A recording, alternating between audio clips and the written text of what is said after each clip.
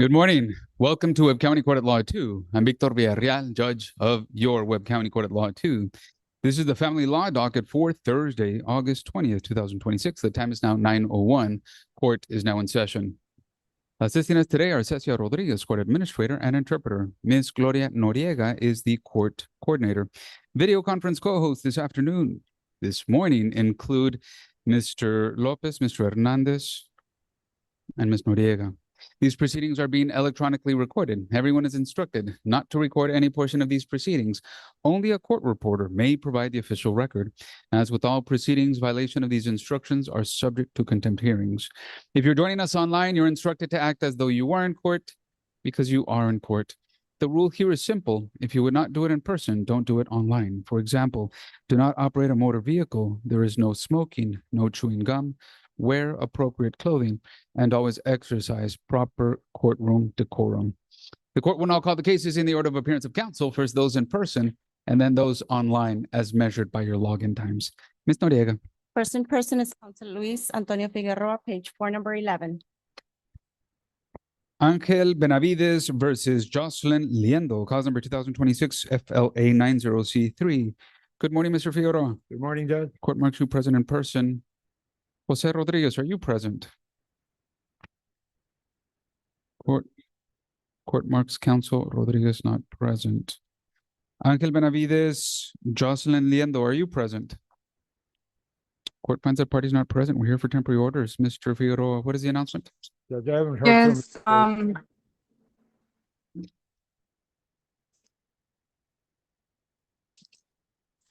Jocelyn Hello? Liendo, are you present? yes, Your Honor, I'm present.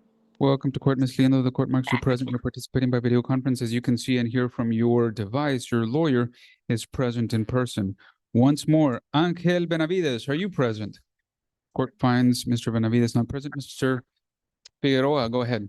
Judge, I haven't heard from Mr. Rodriguez in this matter. I don't know where he is.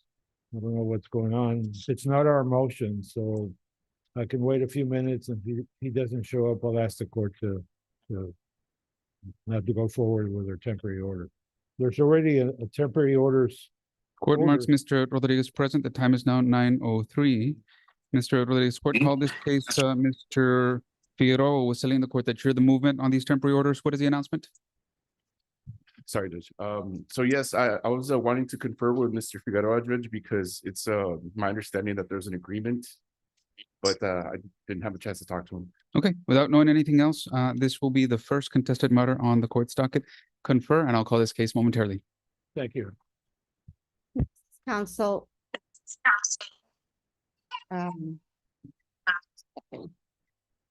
Mr. Tamez, page 1, number, I'm sorry, I didn't see Garcia. Page 2, number 4. Marcela Salas, Hugo Salas, cause number 2025 FLA 100C3. Court marks Ms. Garcia present in person. Mr. Chu present in person. Marcela Salas, Hugo Salas, are you present? Court marks both parties present in person. Ms. Garcia, Mr. Chu, what is the announcement? Good morning, Your Honor. I have a motion to compel in for sanctions, Judge. We're ready to go. Mr. I Chu? anticipate it'll be contested. All right, Mr. Chu.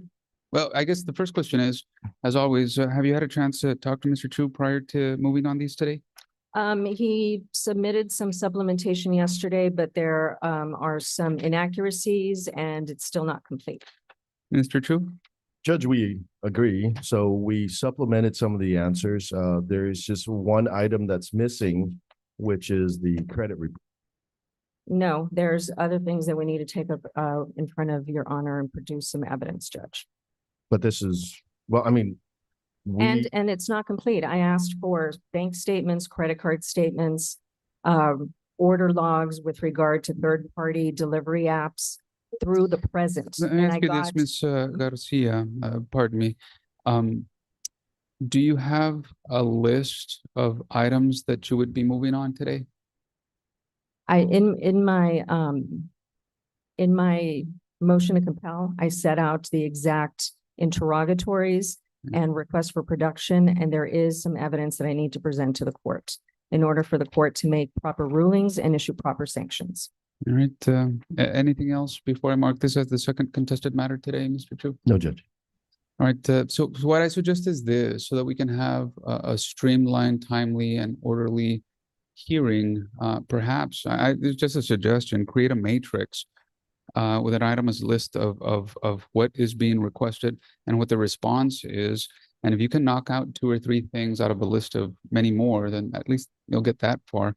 But without knowing anything else, I wouldn't expect the Rodriguez Figueroa matter to be too long. So you'll be the will be the second contested matter, but really you're going to be number 1.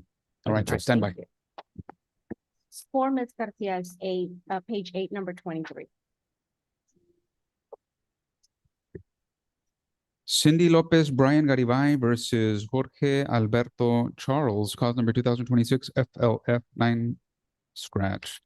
2026 FLF 609C3, court marks Ms. Garcia, present in person. Is someone here on behalf of the Attorney General's office? Yes, Your Honor, Raul Gonzalez present for the Attorney General's office. Mr. Gonzalez, welcome to court. The court marks you present by video conference on behalf of the Attorney General's office. Are you Cindy Lopez? Welcome to court, Ms. Lopez. Court marks you present in person. Are you Brian Garibay? Yes. Welcome to court, Mr. Garibay. Court marks you present in person. Your lawyer is on your right. Jorge Alberto Charles, are you present? Court finds Mr. Charles not present in person, not present by video conference. Court takes judicial notice that he was served with process on May 20th, 2026. Ms. Garcia?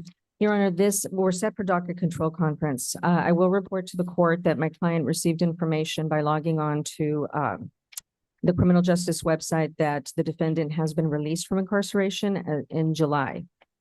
So he is no longer incarcerated. My clients do want to move forward with the termination adoption as soon as possible.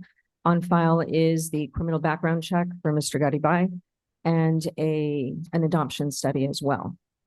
We do believe we did not ask for an ad litem for the child because my client is the biological mother and should be able to adequately represent the best interest of the child in this matter.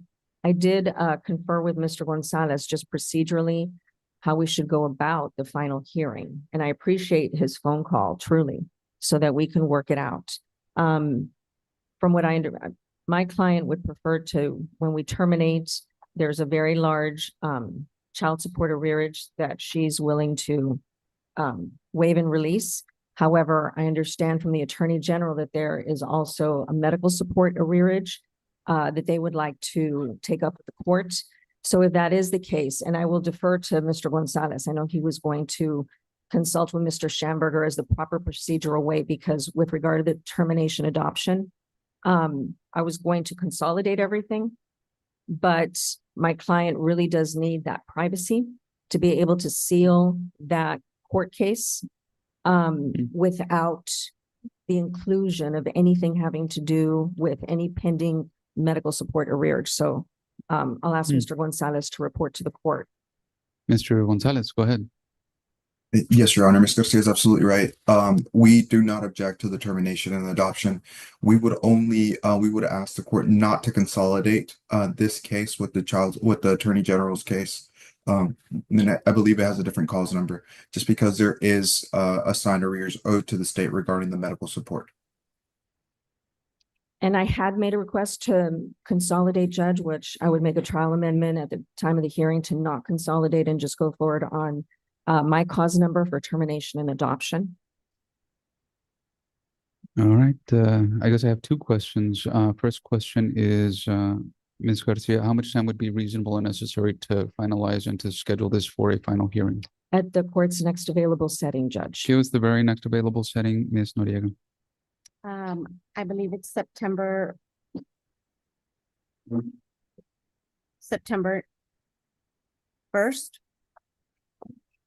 That works, Judge. At September 1st at September 1st at 2 p.m. Great. and I guess the procedural question that I would like, and you don't need to do this today, Mr. Gonzalez and Ms. Garcia. I guess completely understand the sealing of this case. I Yes. guess the question, and it may be hypothetical, but I mean, just in case, if we're 3 or 4 years down the road and there's a change or a request to change to an unsealed AG case and anybody requests a modification, there would have to be a reference point to this case, no? No, Your Honor, because if we do not consolidate the two cases, the child support case that was originally in the child support court, in the cluster court, there will be a determination in that case with regard to the waiver and release of a child support arrearage by my client, and that will take care of that issue. And then the Attorney General will have a judgment for medical support arrearage, and that won't be sealed. I'm concerned with the termination adoption cause of action, the 2026 cause of action being sealed, because that should not have any mention. I would not put the waiver and release of any child support arrearage in that cause of action. Just food for, the- just food for thought Okay. in the future, and it may be based on the court's limited knowledge about this release date, may be a non-issue, but hypothetically, if the court grants a termination and seals, mom is no longer a party to the AG case. That's not sealed. Right. She's not a party. Right. AG is a party. AG Yes. goes after whatever amount is due to the state, and there's a and ostensibly it's downstairs. Mhm. And dad requests visitation and support, visitation and access. Wouldn't be entitled to it because of this now sealed case. Correct. Nobody's going to have records of that. Right, and he won't be able, if there would ever be a request to unseal that, then we would adamantly oppose it, Judge. And Because then she would be served, she would come in and then I yes, understand. and then at that point, we would already have a new birth certificate with Mr. Garibay as the parent. That's the And reference with point. dad having, biological father rather, having absolutely no standing. Once she gets served, that would come back. Understood. Yes. All right. Ms. Lopez, Mr. Garibay, keep in contact with your lawyer. Few procedural things will be ironed out, and I will hear your case on September the 1st at 2 p.m. Ms. Lopez, do you have any questions for the court? Mr. Garibay, do you have any questions? I wish you all the best. Good luck. Yeah. And thank you, Mr. Gonzalez. If we could just get the updated FINA before the hearing, I would greatly appreciate it. Absolutely, Ms. Garcia. Thank you. Thank All you. right. Good Yeah. luck to all. The Yes. answers of parties were not on the record. Understood. Understood. They said nothing of legal substance. All right. Thank you. Next is Counsel Ruben Arce, page 4, number 9. Cynthia Garcia, Ruben Garcia versus DFPS 2025 FLF 1015C3. Is Mr. Arce still present? Oh, Mr. Arce, court marks you present in person. Cynthia Garcia, Ruben Garcia, are you present? I believe my client was, gonna log in on Zoom, Judge.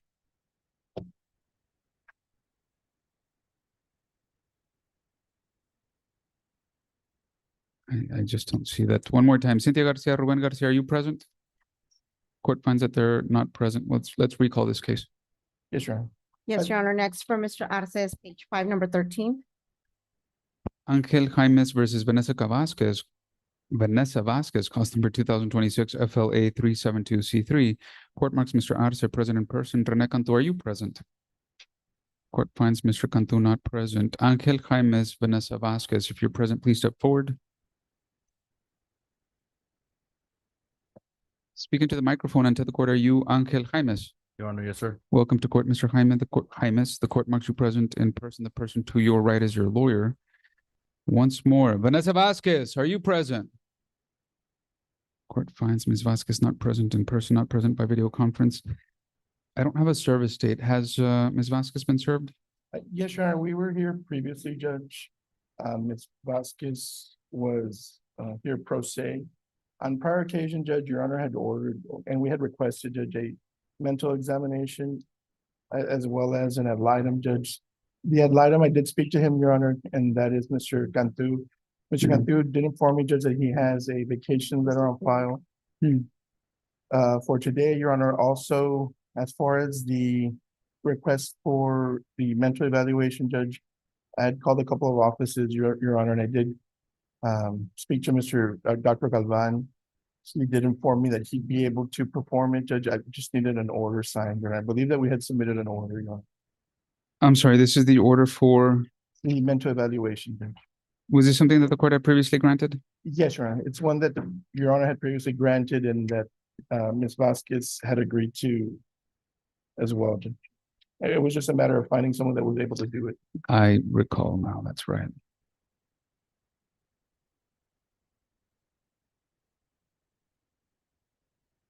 Court has received, reviewed, and considered that order for mental examination. It was previously granted, subject to the appointment of a licensed professional. The court has signed that order, tendering that order to the clerk's office. There's a request for continuance ostensibly based on this. Actually, it's Mr. Cantu's motion so that he can talk to the parties. It is well taken and granted. Mr. Arce, how much time would be necessary for the professional to evaluate the respondent? Judge, if we could possibly have 45 days, Your Honor, I need to, I know that Ms. Vasquez had received notice through filing. Sure. I know that Your Honor had signed the order. I'll try to reach out to her and explain to her that she needs to get that done, Your Honor. This, And I did speak to Mr. Cantu in reference to this matter, Judge, and we're setting up an appointment with the parties or with my party, Judge, early September. So we were maybe get 45 days. I think that would work. give us a setting in early to mid-October, please. Late October, you said, Your Honor? Early to mid-October. That'll be October 15th at 9 a.m. Right, any objection to that date, Mr. Arce? Oh, yeah. Mr. Court has heard no. Mr. Jaimes, do you have any questions for the court? No, Your Honor. I wish you well, sir. Have a good day. Thank you. Another case for Mr. Arce's page 5, number 14. Christian Quesada versus Robert Solis, cause number 2026 FLA 506C3. Court marks Mr. Arce present in person, Mrs. Cotto present by video conference. Good morning to both. Good morning, Judge. Madeline Escoto for Mr. Solis, Judge. Good Chris- morning, Your Honor. Ruben Arce for Christian Quesada. Yes, sir. Yes, ma'am. Christian Quesada, Robert Solis, are you present? My client is not present, Judge. This is a relatively new case, Judge. We have exchanged inventories and I've sent Mr. Arce a settlement offer. We conferred yesterday and filed a motion for an agreed motion for continuance as he's requested additional information from me as to a separate property. And if we can't settle, we would like the court to allow us to attend mediation with the associate judge, given the fact that the parties' financial circumstances do not allow for a private mediator. That's correct, Judge. We had been in talks, Your Honor, and I had spoken to counsel. She was gracious enough to send me an offer, Judge, and we did discuss it. We did agree on at least half of the issues, Your Honor. There was just a couple of financial issues that were still pending.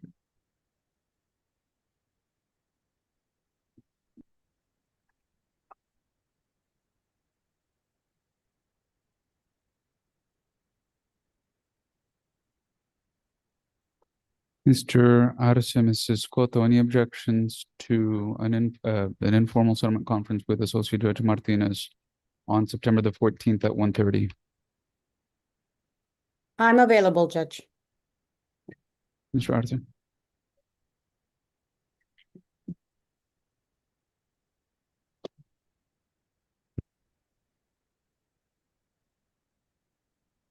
Judge, I should have that day available as well, Your Honor.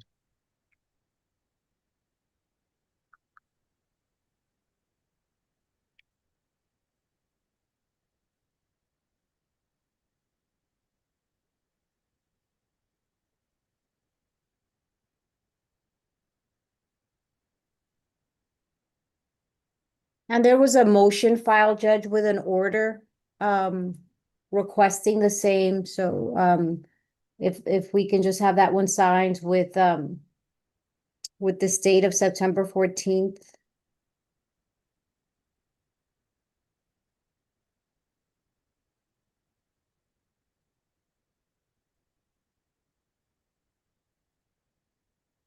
placing this now into Associate Judge Leticia Martinez's calendar. Without disclosing who wants what or who's asking for what, Mrs. Cotto, Mr. Arce, I'm just going to send her a note attached to the calendared item. What are the contested issues broadly? It's just a separate property issue, Judge. And Judge, from there, I guess it stems possible other issues, Judge, which relate to that separate property, which is maybe income that's been derived from there and reimbursement possibility, Judge.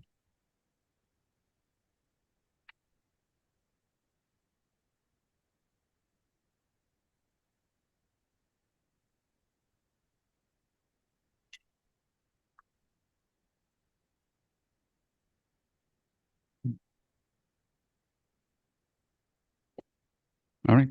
Yeah, I will tell the court, the children issues have been settled, so it's just this issue. It's very narrow.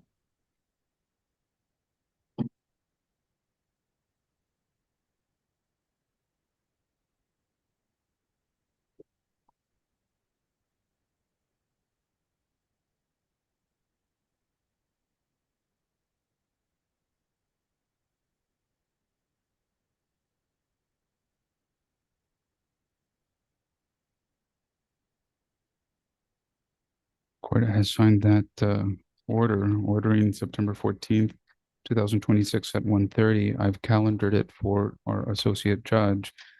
Ms. Noriega, based on this, give us a final hearing after September 14th. That'll be October 15th at 9 a.m. Any objections, Mr. Arce? Mrs. Cotto? No, Judge. All right, good luck to everyone at mediation. Thank you, Judge. Next case for Mr. Arce is page 8, number 22. Juan Ortegon Jasmine Rodriguez, cause number 2026 FLE 459C3. Court marks Mr. Arce present in person. On behalf of Juan Ortegon, court marks Mr. Raul Gonzalez present by video conference on behalf of the Attorney General's office. Speaking to the microphone and to the court, are you Juan Ortegon? Yes, sir. Welcome to court, Mr. Ortegon. The court marks you present in person. The person to your right is your lawyer. Are you Jasmine Rodriguez? Yes, Your Honor. Welcome to court, Ms. Rodriguez. Court marks you present in person. Ms. Rodriguez, do you have a lawyer? No, Your Honor. Will you be going forward without a lawyer, or are you asking for time to hire a lawyer? Without. Court marks you self-represented. Mr. Arce, what is the announcement? Your Honor, we had filed an unopposed petition to terminate parent-child relationship in this matter, Judge. I had been in talks with Ms. Rodriguez, Judge. In a way of background, Your Honor, this is a matter where we had filed and I had informed the court that Ms. Rodriguez and actually her husband was possibly looking into adoption, Your Honor. I did speak to Ms. Rodriguez on several occasions, Judge, and I spoke to her husband as well. And he did inform me that they were wanting to go forward with the adoption. I had explained to them, Judge, that kind of put them in the right direction of filing a petition.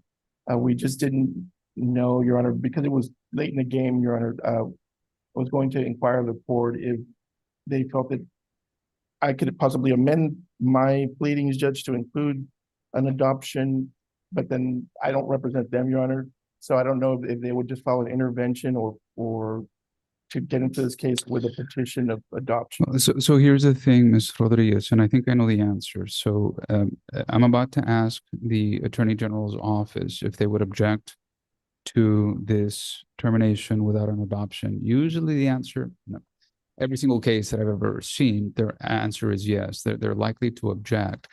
Then usually what happens is that I give, usually in this case, mom some time to talk to husband and see if that's possible, because it's very possible that that might be in the child's best interest. It may or may not be, but at least that gives you all some time to talk. So having said that, Mr. Gonzalez, knowing that Mr. Ortegon is asking for a termination, that there's a new father figure in the picture, but there is no adoption yet on file, will the Attorney General's office object to the termination? That is correct, Your Honor. We would object. Right. So if you go forward, there's going to be an objection and you might survive it, you might not. But Ms. Rodriguez, have you had conversations with your husband about a possible adoption? Yes, Your Honor.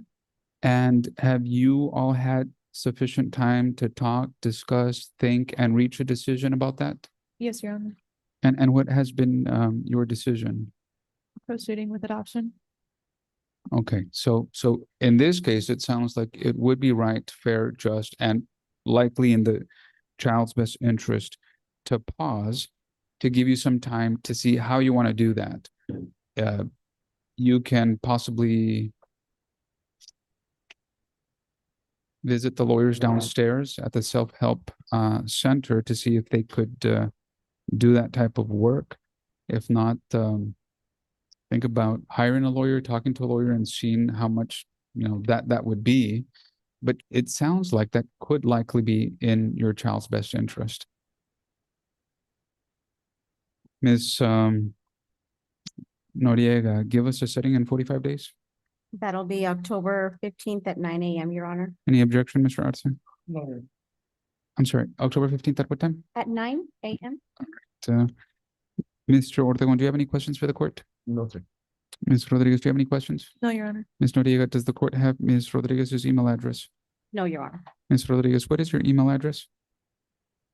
Jaslyn, RDZ08@gmail.com. Spell it out for us in case. JAZMINE RDZ08@gmail.com. Did you get that, Ms. Noriega? 08 were the numbers? 08. Thank you. Yes, Your Honor. Mr. Gonzalez? Yes, Your Honor. I would also like to inform Mr. Arce that there is an arrears balance owed, both to the mother and also to the state. So I did file that this morning with the court, but I'm happy to send an email with the updated numbers. Yeah. We're aware, Judge, and we're gonna include that in part of the order. All right. As you all talk to your respective lawyers, I wish everyone well. Have a good Thank you. day. Thanks, sir. Thank you, Judge. Next, Your Honor, is Counsel Francisco Tamez, page 1, number 2. Ricardo Miguel Guerra Jr. versus Julie Medina, cause number 2021 FLI 995C3. Court marks Mr. Tamez present in person. Mr. Good morning, Your Honor. Javier Montemayor for Mr. Guerra. Welcome to court, Mr. Montemayor. The court marks you present by video conference. Mr. Tamez, you said Mr. Lozano was? In the hallway, can I get him? Sure. Court marks Mr. Raul Gonzalez present by video conference on behalf of the Attorney General's office. Speak into the microphone and tell the court, are you Ricardo Miguel Guerra Jr.? Yes, Your Honor. Welcome to court, Mr. Guerra. The court marks you present in person. The person that you can see on the screen is your lawyer. He's present and participating by video conference. Court marks Mr. Lozano present in person. Julie Medina, are you present? Court finds Ms. Medina not present in person, not present by video conference. Mr. Lozano? Your Honor, if I may, she is identified. In the virtual courtroom. Are you Julie? Hello, sir. Yes, sir. Welcome to court, Ms. Medina. The court marks you present by video conference. As you can see from your device, your lawyer is present in person in court. Mr. Montemayor, Mr. Lozano, what is the announcement? Well, Your Honor, we submitted the documents and the information that Mr. Lozano was requesting. They had to do with the counseling sessions and confirmation of services that Mr. Guerra has received through SCAN. Rather extensive information dating back to 2024 to the present. And all we're asking for is a visitation, or to restart the visitation at Safe Haven for 2 hours on the first, third, and fifth Saturdays, and then step up. I think the parties have, or Mr. Tamez has been involved from the onset. So that's on our end. That's what we're requesting, and that's what we're hoping to accomplish today. Mr. Lozano? Your Honor, I have spoken to my client at length, and she is in agreement to allow one visit, that being the third Saturday of the month, supervised through Safe Haven, Your Honor, and before the supervised visits, we would like the respondent to show proof that he's been going to his scheduled classes and therapy sessions. I know that they did provide something yesterday to us, Your Honor. We haven't really had a time to really look into those. But the issue here is the history that got us to where we're at, you know, is Well, on that note, Your Honor, there is no scheduled classes, there are no scheduled therapy services, and there is no history that Miss Medina could rely on to even begin this. And that's where we've been for the last, several hearings, just spinning our wheels. I'd like to see if Mr. Tamez could talk to the child, make a recommendation, maybe not today, but certainly whenever he can. I don't think this is this case is very difficult. It's just a matter of setting or restarting the visitation between the child and Mr. Guerra. And our contention is that it is supervised at Safe Haven, and we are even taking less of the standard visitation, which are the first, third, and fifth weekends, fifth Saturdays, and that's where we're at. I don't know if Mr. Tamez can chime in. Sure, Tamez, go ahead. Your Honor, good morning. I was just given this morning 3 different forms from SCAN that confirm that Mr. Guerra has been receiving mental health counseling, that he has been receiving substance use treatment counseling, and that he's also been participating in a 12 steps peer support program. I have not been able to vet, but I will tell you that in another case that I've been working on as an ad litem in which Mr. Guerra is involved, I have confirmed that he has participated in these counseling programs. I know the concerns. I was previously the ad litem in this particular case when it was before your court previously. And I know what happened in terms of why the mother has taken the steps that she has taken, that she believes are necessary to protect the child. I sympathize with both sides. And I know that Mr. Guerra, in the other case that I'm involved in which he is a father, has shown diligence in following court orders. I know there was a recent issue that Ms. Medina brought to my attention, and I spoke with counsel this morning where both parties were present at a Meet a Parents night that I think was in violation of a peace bond. Whether that was inadvertent, whether that was planned, I don't know. I think both sides will confirm that it did happen.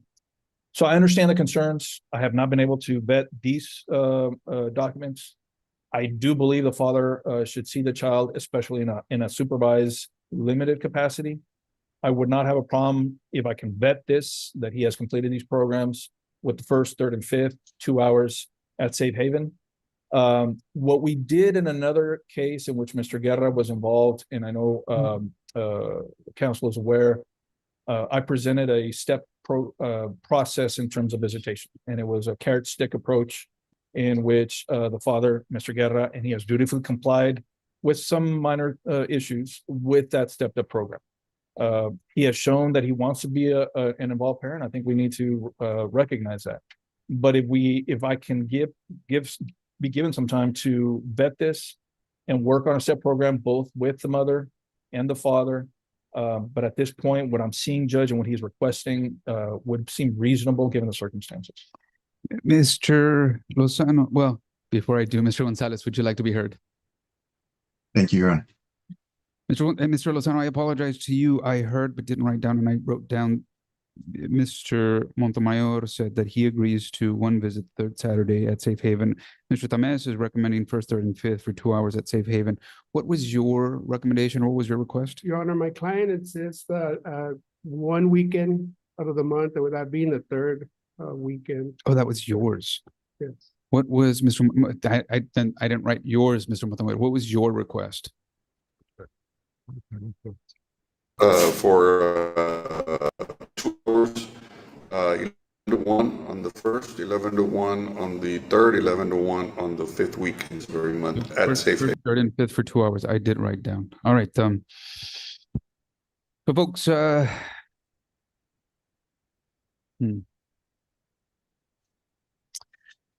ironically, it sounds like you're not that far apart. 1, 2, it sounds like everybody is of the same opinion that the best interest of the child is well protected by visits at Safe Haven. The only difference you have is when and for how long. This is the fourth setting, and actually you're set for dismissal. Anything that is not heard and considered today will be dismissed. So I suggest you talk to each other, see if you can together put together a framework that protects the best interests of this child. I'm going to ask that you all talk to each other. This will be the third contested matter on today's docket. Great. All right, stand by. Next is Counsel Agustin Ferreira, page 2, number 5. Adrian Garza versus Karim Verástegui, cause number 2025 FLA 1412C3. Court marks Mr. Ferreira present in person, Mr. Montemayor present and participating by video conference. Mr. Del Barrio, are you present? Court finds Mr. Del Barrio not present. Speaking to the microphone and tell the court, are you Adrian Garza? Yes, Your Honor. Welcome to court, Mr. Garza. The court marks you present in person. Are you Karim Verástegui? Yes, Your Honor. Welcome to court, Ms. Verástegui. The court marks you present in person. Mr. Ferreira, this is a final hearing. You're also set for the second dismissal. What is the announcement? Your Honor, we have an agreement. We just have to iron out some of the details to announce to the court. I spoke to Mr. El Barrio this morning. He has other matters in the 341st and in another court. I'll just wait for him, confer, and then give that announcement to the court today. Okay, without knowing anything else, this will be the fourth contested matter. All right, stand by, please. Thank you, Your Honor. Next is Counsel Nathan Chu, page 6, number 15. Maria Lara versus Juan Alfredo Lara Ugarte, cause number 2026 FLA 1060C3. Court marks Mr. Chu present in person. Ms. Garcia, Leticia Garcia, are you present? Court marks Ms. Garcia not present. Are you Juan Alfredo Lara Ugarte? Sí, señor.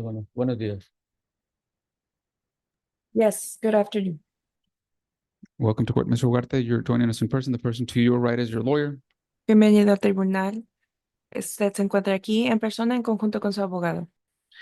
Maria Lara, are you present? Court finds petitioner and counsel not present. Mr. Chu? Your Honor, this is our request for temporary orders today. Su señoría, el día de hoy estamos aquí para peticionar las órdenes temporales. You had an opportunity to talk to Ms. Garcia? No, Judge, she hasn't signed on. She hasn't been available. All Ha right. tenido Without knowing- oportunidad de hablar con la abogada García. No, su señoría, ella no ha estado disponible y no se encuentra en la corte virtual. Without knowing anything else, this is going to be the fifth contested matter on the court's docket. Sin saber nada más, esta es la quinta audiencia de evidencia el día de hoy. Without a request for continuance, we'll go forward. Thank you, Judge. All right. Next is Counsel Jose Arce, page 6, number 17. Irma Niño, Alejandro Niño, cause number 2026 FLA 1145C3. Court marks Mr. Arce present in person. Good morning, Mr. Arce. Morning, Your Honor. Silverio Martinez, are you present? Sergio Mr. Arce, in front of the mic. Sergio Martinez represents the I think I respondent. said Silverio, didn't I? Sergio Martinez, are you present? Court marks Mr. Martinez not present. Are you Irma Niño? Option someone to translate. We'll begin Spanish language interpretation now. Are you Irma Niño? ¿Es usted Irma Niño? Sí. Yes. Welcome to court. The court marks you present in person. The person to your right is your lawyer. Bienvenida al tribunal. El tribunal le marca presente en persona en conjunto con su abogado. Alejandro Niño, are you present? Court finds respondent not present. El tribunal halla que el responsivo no se encuentra presente. Court finds he was served with process on August 10th, 2026. Your Honor, if I may, Judge, on this matter, I have been in conversations with Mr. Martinez. In that regards, we have reached an agreement. We are set for temporary orders this morning. And we have filed yesterday, Your Honor, with the court, a Rule 11 agreement with, a Rule 11, Judge, with regards to what that agreement is. El tribunal nota que el responsivo fue citado de manera formal el día 10 de agosto del 2026. Su señoría, si me permite, hemos llegado a un acuerdo en cuanto a las órdenes temporales y hemos archivado una notificación de regla 11 a el tribunal en cuanto a ese acuerdo. Court has received, reviewed them, signed the originals. El tribunal ha recibido y ha firmado los originales.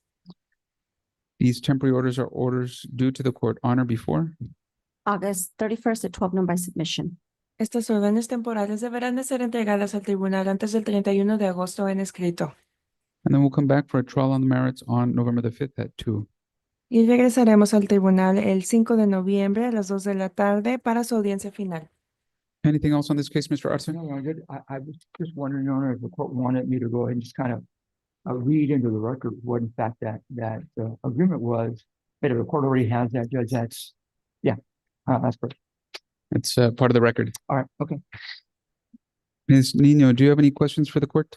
Señora Niña, ¿alguna pregunta para este tribunal? No. No. I wish you well. We'll see you here on November the 5th. Good luck. Le deseamos lo mejor. Nos vemos el 5 de noviembre. Buena suerte. And that is all for Mr. Arce. Yes, Your Honor. Good to Thank see you. Have a Yeah, great week. You too, Your Honor. May I be excused? Yes, sir. Thank you. Next I have Ms. Going down the line, Your Honor, but I don't see people in the court other than, we can recall, Your Honor, If there's at least one lawyer present that yes, hasn't been Ms. called. Morales, page 7, number 20. Maria Antonieta Sallmaker versus William Sallmaker, cause number 2026 FLB 1132C3. Court marks Ms. Morales present in person. Maria Sallmaker, William Slimmaker, are you present? If you are, please step forward.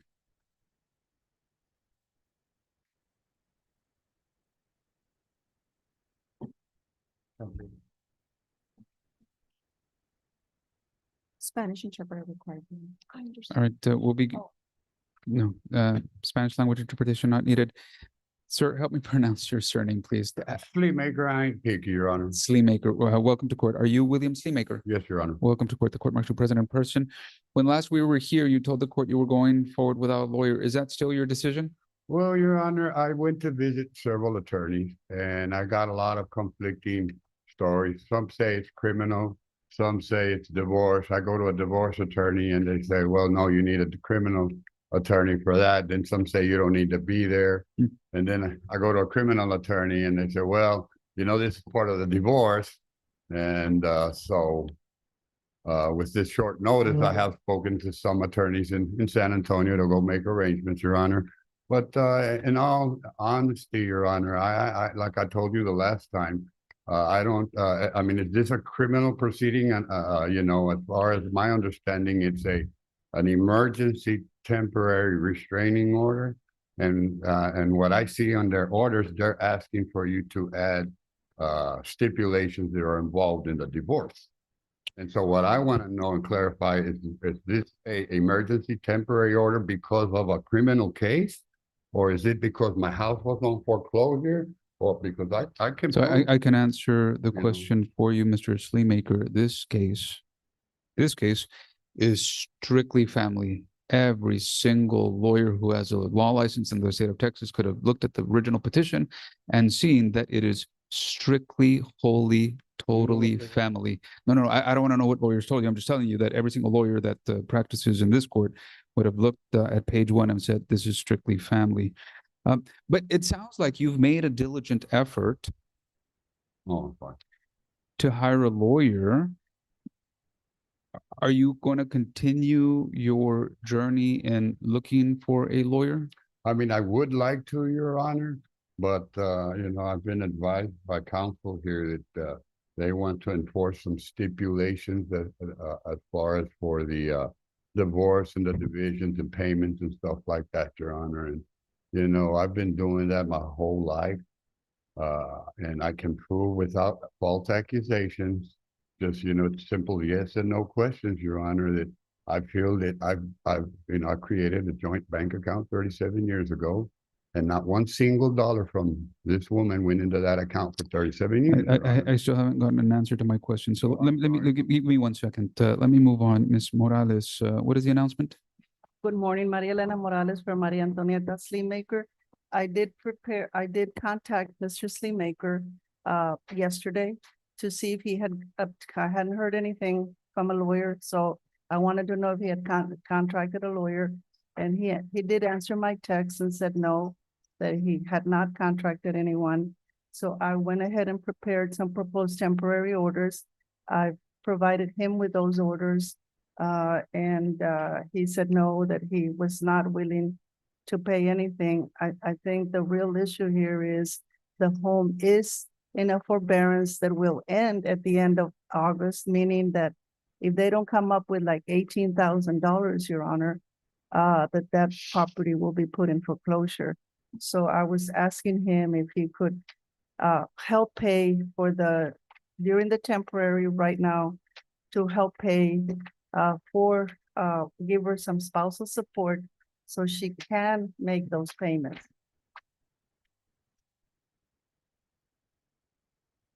Well, it sounds like, Mr. Sleemaker, that Ms. Morales, on behalf of her client, has made you an offer. Now, have you had sufficient time to think about that offer?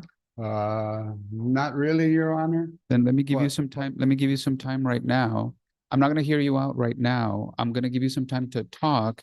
If after talking, you don't reach any agreement or you don't reach a full agreement, then I'm going to place each of the parties under oath.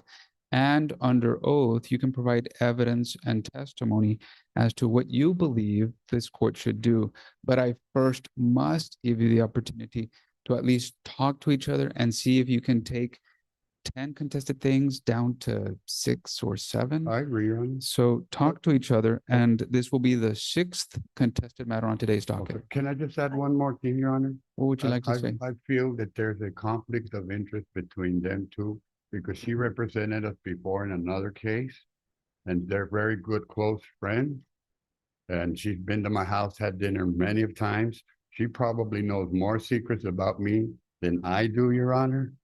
And so I don't know if the court is aware of that, but The court would yeah. have absolutely no reason to be aware of that. well, that's Would you why give I'm honest with you, and give me 1 second? oh, I'm sorry. Would you like to respond, Ms. Morales? Yes, Your Honor, I did represent Ms. Lee Maker, who is a grandmother. Her daughter was abducted and has been lost for over 20 years. And I represented her in the custody of her grandchildren. And that's been many, many years ago. All right, so She was the grandmother. Mr. Miss- Seemaker is the stepfather, or the step grandfather, but that's the case that he's talking about. I did represent her. I did represent them in that custody. all right, Mr. Sleemaker, here's the thing. The one thing that we are set for today are these temporary orders and this temporary restraining order to see what should happen between today and September 29th, when you come back to court for a final hearing. There isn't a request or a motion to disqualify, but simply without placing anyone under oath, what you have told the court has been responded to. And it sounds to the court that if everything everyone's saying is true, and it's not under oath, so it's not considered evidence, then the conflict wouldn't be a legal conflict because it would be a separate issue apart from this divorce.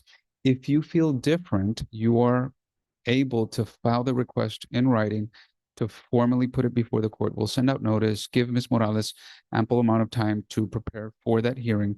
But based on what the court has heard, there is no pause or reason for concern at this time. This is the 6th contested matter on today's docket.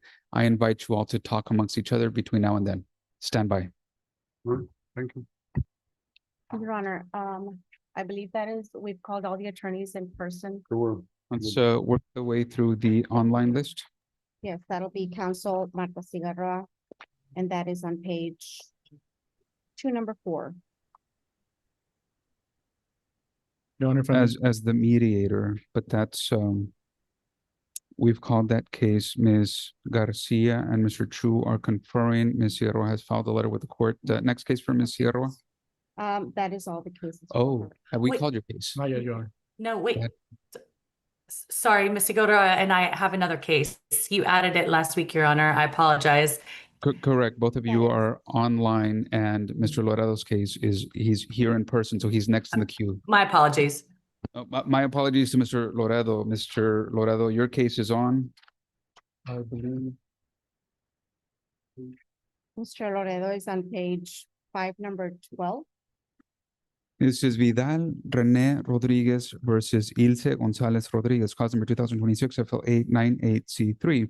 Court marks Mr. Loredo present in person, Ms. Anderson present participating by video conference. Good morning to both. Good morning, Your Honor. Vidal, Good morning, René Your Honor. Rodriguez, Ilse Gonzalez Rodriguez. Any parties present? Are you Ilse Gonzalez Rodriguez? Okay, yes, I am. Welcome to court. The court marks you present by video conference. As you can see and hear from your device, your lawyer is present and also participating by video conference. Vidal René Rodriguez, are you present? Court finds Mr. Rodriguez not present in person, present by video conference. Mr. Loredo, Ms. Anderson, go ahead. Yes, Your Honor. Good morning. We went ahead and filed a motion for continuance in this case. We filed it yesterday. The reason being is that the parties have agreed to have a paternal DNA test. We had agreed on a location, and so my client went ahead and already submitted his buccal swab, and we're just pending the children to be tested.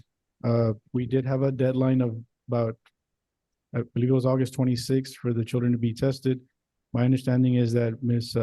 Ilse is not able to take the children before then because of scheduling conflict with work. And so we're just trying to figure out when she would be able to take the children. And in the alternative, Your Honor, if maybe the AG's office has some type of DNA testing that they do or recommendations on their part. Well, as to the last part, is the AG's office involved in this case? I believe so, because there was already a child support case open, I believe. I don't know the answer to that. Ms. Anderson, do you know if there was an AG's case? Ms. Anderson? She's frozen. All right. Remind the court, Mr. Loredo, you said there was a deadline about a week from now. Was that a legal or medical deadline? It's a medical deadline, Your Honor. It's for the sample that my client provided is only valid, or there's a window of about 10 days. I just wanted to make sure that I didn't sign an order saying, but no, it's a medical deadline. Yes, Your Honor. Ms. Anderson.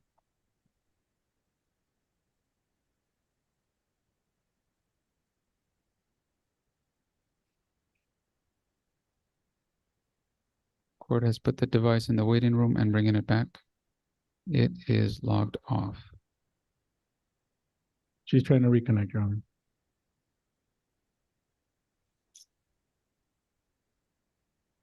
We'll give her a few seconds to reconnect.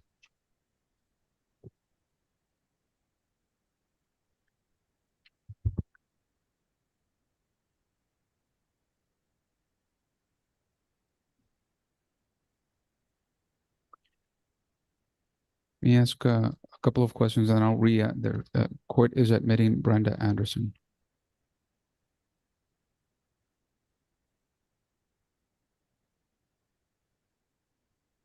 Ms. Anderson, we lost you for a moment there. Yes, I'm sorry, Judge.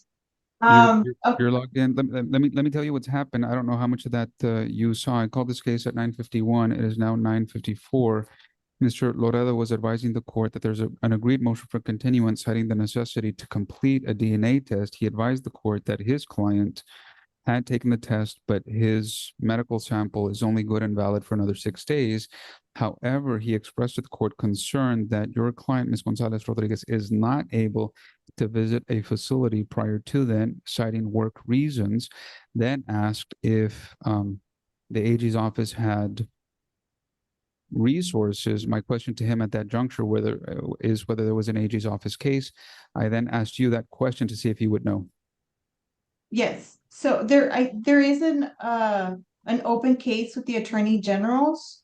So I don't know if they would be willing to do the DNA testing, but just to clarify, Judge, before we agreed to do the DNA testing, Mr. Rodriguez had gone ahead on his own to do his side of the testing.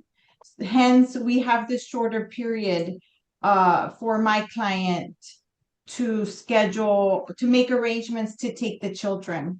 And hence, due to the short notice and due to her work schedule, right now she only has up until next Wednesday to do the testing, and that the short notice kind of created the hardship on her end to be able to take all kids for testing before then.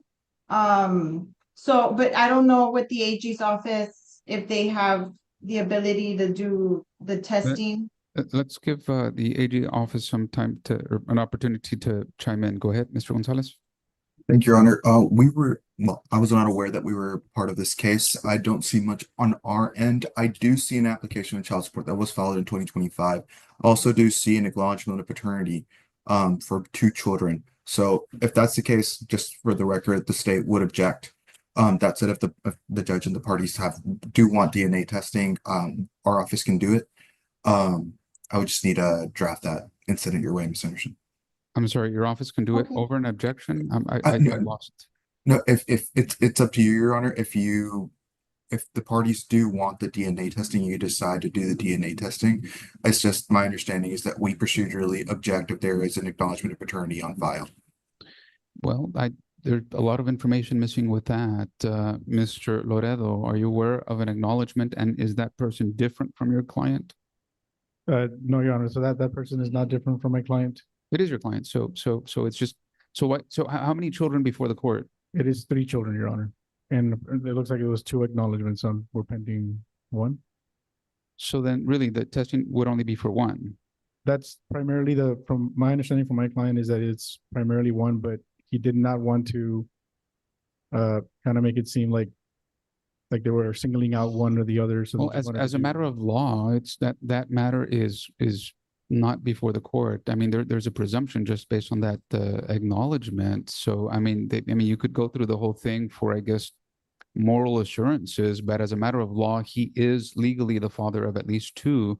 So really, the testing is only as to 1 for legal purposes, unless somebody wants to claim something else. Do you disagree with any of this, Ms. Anderson? No, Judge, I think just it was my client's position that she was not objecting to it. She just didn't want to bear the cost of having to do the exams. But legally, I believe the court is correct. They are married, so the children are presumed to be Mr. Rodriguez's children. Why are y'all doing testing? Is someone contesting paternity? So he is, Your Honor. He's made it known to me that he just has some doubts of one of the children, which is the oldest. I believe it's Isabella. He is presumed because they are married, but he has doubts. Ms. Gonzalez has reservations, would like to get it for free from the Attorney General's office because there's an AG case. Ms. Anderson, let me ask you, if Mr. Loredo's client is contesting paternity, then he bears the burden of proof. Let me do this. I'm about to order that your client go and follow up and finish the testing for her and for the child before August 26th, and Mr. Rodriguez would bear that cost. Any objection, Ms. Anderson? Well, I think that my client had advised me that she was just not able to take due to work. If I could just ask her. Go ahead. On the record, Judge. That's the only objection that I knew of, Judge. Go ahead and ask. Ms. Gonzalez, can you please say your name for the record? Lisa Gonzalez. And can you please tell the court why you are not able to take the kids before August 26th? I just need to know if there's an agreement or not. I mean, Okay. we can do evidence and testimony. I'm happy to do that if that would be better. But so look, in this situation, there's really only one of 2 outcomes. Either Ms. Gonzalez goes and get tested before August 26th, Mr. Loredo. Right. Or if she cannot, then the whole process starts all over again. And it sounds like it would just be a waste of time and resources to do it later and to pay more money to get it done. And it sounds like at issue is only 1 child, because Mr. Rodriguez is the one contesting, and because there's a presumption, and because he's the one that's presumed. Then I think this court is inclined. I know this court is inclined to have him pay for the cost, but since he's already paying for the cost, he should just do it within that window. So Ms. Gonzalez, are you able to take? Yeah, go ahead. Are you able to take the children, or at least one of the children, to get tested before Wednesday? Because that test is already paid for. And, can we do? I understand that, but I'm already scheduled for work. And so that's the only form of income I have. And so I would have to ask for time, and my schedule is already done. It's done 6 weeks in advance, and I would have to call in, and I wouldn't get paid for that day. So that's my issue, that I need to show up for work, because if I don't show up for work, I don't get paid. And so, and he didn't even give, like, we didn't even know up until yesterday that he did the test. So that gives me even less time. I mean, I can ask, but I know the answer is going to be no for my boss, because it's such short notice. And so the schedule is usually done for 6 weeks. Well, let me ask you all this. Ms. Anderson, Mr. Loredo, it's an agreed motion for continuance, but this court doesn't have to agree. And quite frankly, if there is a presumption that these children are in fact Mr. Rodriguez's kid, you're set for a final hearing. Tell the court why this court just shouldn't have a final hearing today. Judge, Your we're Honor, also pending all of Mr. Rodriguez's income information for the determination for child support, because he's self-employed. He doesn't have like a paycheck with a year to date that we can calculate. So we've received some payment, some form or some income information, but not all to get an accurate calculation. So that was another reason, Judge. There's other issues involved in this case involving visitation. The dad is currently doing visitation through Safe Haven, so we also had to address those matters. Frankly, the case is just not ready to be tried today, Judge. Due to all these other reasons. We had contemplated maybe going to mediation to try to address those, try to reach an agreement as well. Ms. Gonzalez, you said your schedule is prepared 6 weeks in advance. When does your next schedule, when will that be provided to you? So I can request a day off for like right now, but it would be until late October, because my schedule is already done from September to October, mid-October. That's exactly what I needed to hear. All right, Ms. Noriega, give us a final pretrial hearing in mid to late October, October 29th at 2 p.m. and give us a final hearing 3 to 4 weeks after that, please. That'd be October 17th at 2 p.m. All right, so what the court is doing with this scheduling order, Mr. Loredo and Ms. Anderson, I'm giving the parties sufficient time to iron out these requests for DNA. So if you need relief from the court, specific relief from the court regarding who pays, who goes, what and when, then file it with the court so that the court can hear it on or before October the 29th. Ostensibly, there is enough time between now and then for everybody to work on their schedules and to coordinate these efforts, knowing now that one person can't go and then the other person go far out in the future. So it has to be a coordinated effort. So Ms. Gonzalez, try to work with Mr. Rodriguez through your lawyer to coordinate those efforts, because if I have to order it, it's going to take more time, cost more money, and potentially pull people out of work. But you can work through these through your lawyer. We'll come back on October the 29th at 2 p.m. for a final pretrial hearing, and a final hearing on November the 17th at 2. Ms. Gonzalez, do you have any questions for the court? No, Your Honor. Thank you. Anything else on this case, Mr. Gonzalez? No, Your Honor, nothing further. Thank you. Ms. Anderson? No, Your Honor, thank you. Mr. Loredo? Nothing further, Your Honor. I wish all persons well. Have a good day. Thank you, Your Honor. Have a good day. Thank you, Judge. Case was for counsel, Marta Cigarroa, Your Honor, and Ms. Hicks. That is not on your docket, Your Honor. Should have been set for today. Case number is 2024 FLC 2009C3. In the matter of the marriage of Kevin Ching and Jasmine Delgado. Court calls that case. Court marks Ms. Cigarroa present by video conference. Ms. Allison Hicks present by video conference. Counsel, you're set for today. Unfortunately, it didn't make it on the docket, but it is legally before the court. Usually I go through the docket. I prepare at least 2 days in advance. Remind the court, why did the court set this for today? Good morning, Your Honor. Martha Seager on behalf of Dr. Kevin Ching. The court set this for today so that we could upload the order reflecting the court's rulings of last week, compelling the medical records of the respondent. Fortunately, immediately after that hearing, Ms. Hicks and I have been able to work out the order, and we have now uploaded that order this morning, and the court should have it. And I simply request that the court sign it so that we can proceed to get this order served on all of these entities and physicians. Ms. Hicks? That is correct, Your Honor. We uploaded it this morning approximately at 9:15, Your Honor. Oh, and it has the signature of myself and Ms. Hicks. To be clear, and it doesn't have a file stamp because proposed orders never get a file stamp. So I just want to confirm this is an agreed order compelling the production of mental health records, and it is signed by Ms. Figueroa on page 3 and Ms. Hicks on page 4. That's the correct document then.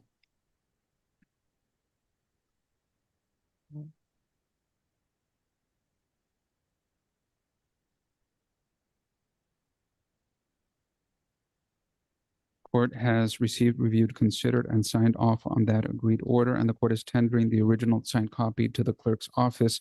Now, at this juncture, as everyone and both you know, I just recite for the record what the rest of the settings are. Since I don't have that in front of me, would you all remind the court procedurally what is next in this case? What is set next, Your Honor, as I understand it, is a hearing. Basically, I know that the court doesn't do status hearings, but we are set for September 29th to give the parties enough time to be able to determine whether or not we have received these medical records, given the challenges through no fault of myself or Ms. Hicks, given the challenges in obtaining these records. And then at that time, the court also indicated that he would like for us to get the case set for trial on an agreement and a docket control order, but all of that is premature until we can fully respond to the court about these records. That is my understanding as well. My understanding is that, Your Honor, you titled it a pretrial conference, not necessarily a final pretrial, because we need to have the get these records. And then Ms. Figueroa and I still have some outstanding discovery issues, such as the depositions of the clients are still outstanding because we need these records prior to both of us being able to execute and effectuate those depositions. So everything's kind of contingent on these hospitals actually complying with the court's order. Even though we've done the HIPAA, they've been very difficult. So I think we're all on the same page, and I don't have those notes in front of me, but both of you have refreshed my memory, and that sounds exactly like something that I would do. We'll come back for that pretrial hearing on September the 29th. Anything filed, I believe I would have said at least 7 to 10 days before, so we can send out notice, make sure that if you want to be heard on any request for relief on that date, but we are coming back for an update on those medical records. We'll come back on September the 29th. and that is exactly what you said. Very good memory. That's exactly what you said, Your Honor. Anything else for the record, Ms. Figueroa? Nothing, Your Honor. Everybody have a great day, and I appreciate Ms. Hicks working with me on this proposed order. Or now the order of the court. Sure. Anything else for the record, Ms. Hicks? No, thank you. I wish all persons well. Have a great day. Thank you, Judge. And we may be excused, Your Honor. Yes. Thank you. Next in person, Your Honor, just walked in, Mr. Sanchez, page 3, number 7. Good morning. This is Elizabeth Adriana Alos Fernandez versus Jose Antonio Fernandez Perez, cause number 2025 FLB 1530C3. Court marks Mr. Sanchez present in person. Elizabeth Fernandez, Jose Antonio Fernandez Perez, are you present? Mr. Fernandez is present. He's outside. I believe Mr. Garcia may be on Zoom. Good morning, Your Honor. I'm present for Ms. Alos Fernandez. Welcome to court, Mr. Garcia, the court marshal present and participating by video conference. Speaking to the microphone and tell the court, are you Elizabeth Adriana Alos Fernandez? We'll begin Spanish language interpretation now. Are you Elizabeth Fernandez? ¿Es usted Elizabeth Fernández? Sí, su señoría. Yes, Your Honor. May I ask our court security to call the name Jose Perez? Fernandez Perez?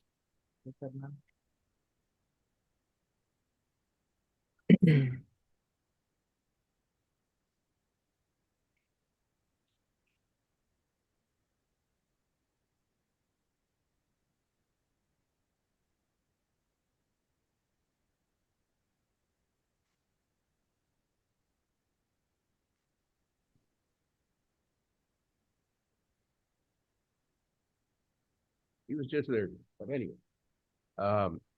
We filed a motion for continuance and also a motion to refer the case to mediation. We're trying to negotiate this case and hopefully to resolve the issues. So we just need a little bit more time. Su señoría, hemos interpuesto una moción para posponer la audiencia del día de hoy y para referir el caso a mediación para resolver los asuntos pendientes y llegar tal vez a un acuerdo. Mr. Garcia? That's correct, Your Honor. Abogado García, correcto, su señoría. This is the third setting. If the court remembers, Judge, I have filed a motion for new trial. And so this is the first setting after the court granted the motion for new trial. After the court granted the motion for new trial, the petitioner rehired Mr. Garcia. So he is back in the case fairly recently, and we're just starting to negotiate. Su señoría, si el tribunal recuerda, esta es nuestra primera audiencia en cuanto a la moción al nuevo juicio que fue otorgada en la audiencia pasada. Entonces, esta es nuestra primera audiencia después de que el tribunal otorgó el nuevo juicio, en la cual entonces la responsiva contrató de nuevo los servicios del abogado García y él recientemente ha entrado al caso. Right, Mr. Sanchez, any objection to Monday? Hold on.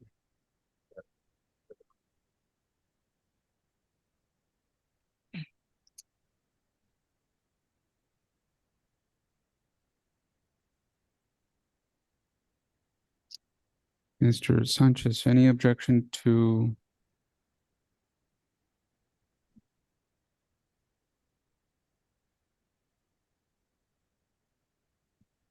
September 21st at 1:30? No, sir.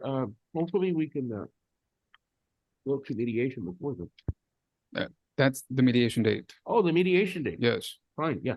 Mr. Garcia?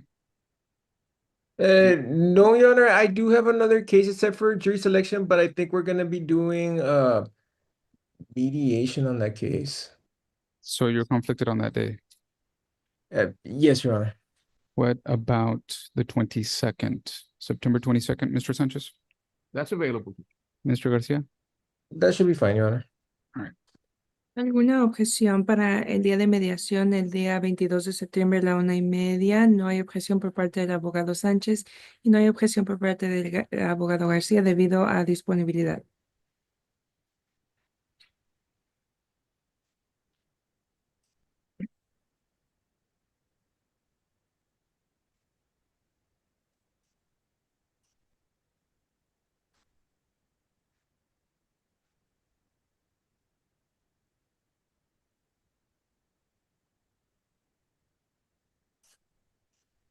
Mr. Sanchez, tell the court that I can send a note to Associate Judge Martinez. What are the issue or issues? The issues is a property division. And I believe she's asking for attorney's fees. Abogado Sánchez, dígale a este tribunal cuáles son los asuntos pendientes o lo que queda pendiente para ponerlo en la anotación a la jueza asociada Leticia Martínez. El asunto pendiente es la división de la propiedad y ella está pidiendo los costos legales. Are there any other contested issues, Mr. Garcia? Oh, the spousal support, I think my client is also requesting that, Your Honor. ¿Alguna otra asunto pendiente, abogado García? La manutención de mi cliente, su señoría.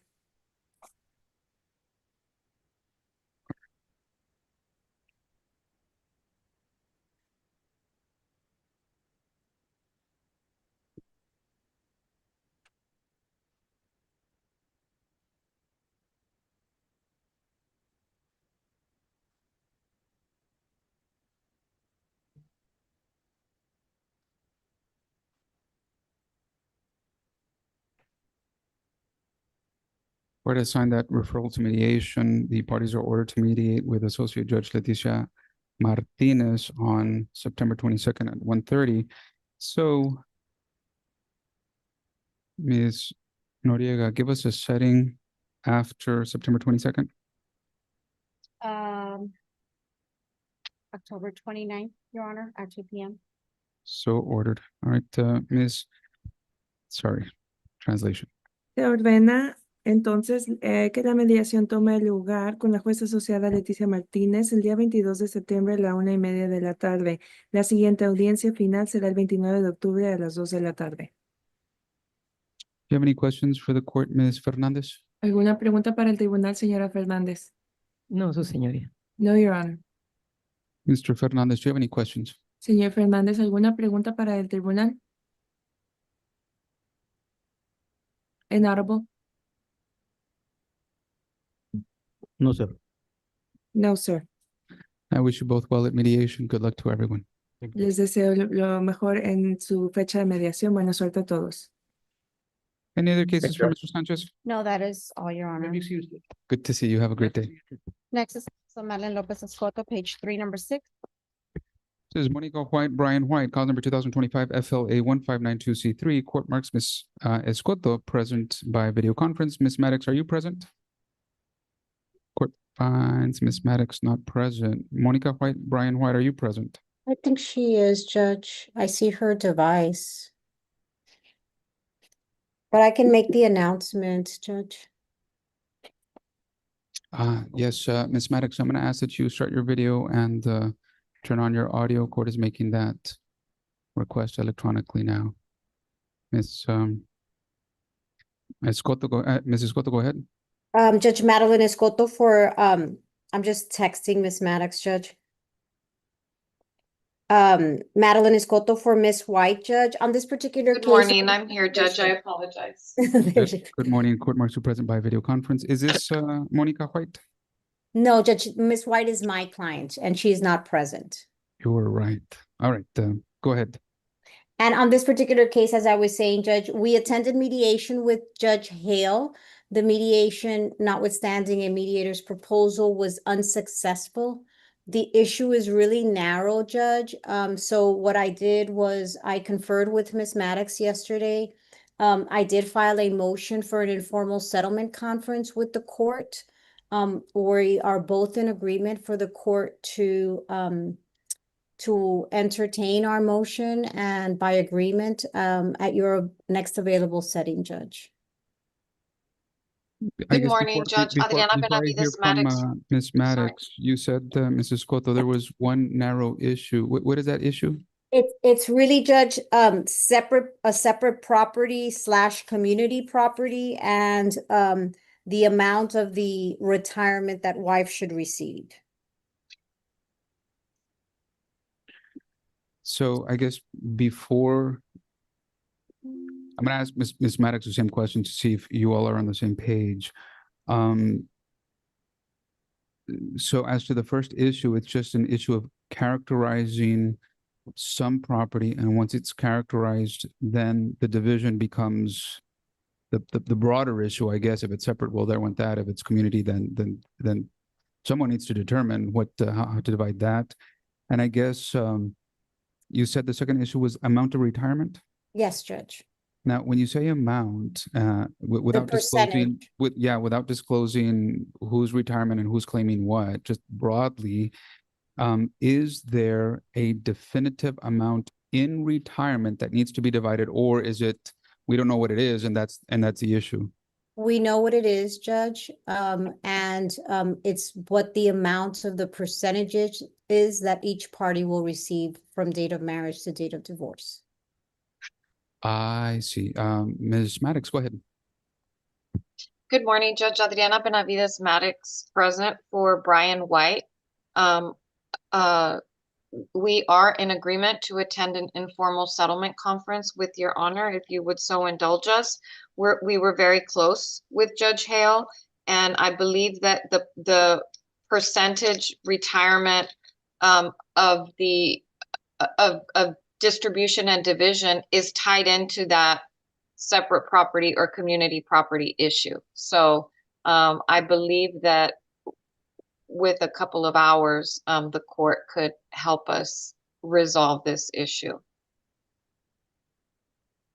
I'm almost giddy because the one thing that I was hoping to hear perhaps was that it would only take a couple of hours because counsel, I did preview, you pre-filed this request. So as with all cases, I reviewed this and I entertained the idea and looked at the calendar and saw what was available. And it looks like there is nothing available until mid to late October. However, so that is going to be denied unless I'm available this afternoon for a couple of hours. Ms. Escoto, Ms. Maddox, you're welcome to come in, and then anything that the court cannot resolve, then we'll go right on the record and you can go into a hearing. Yeah, I just have the 49th this afternoon, Judge. I just need to confer with one counsel to ensure that it's not going to be a hearing. But I haven't talked to that person this morning.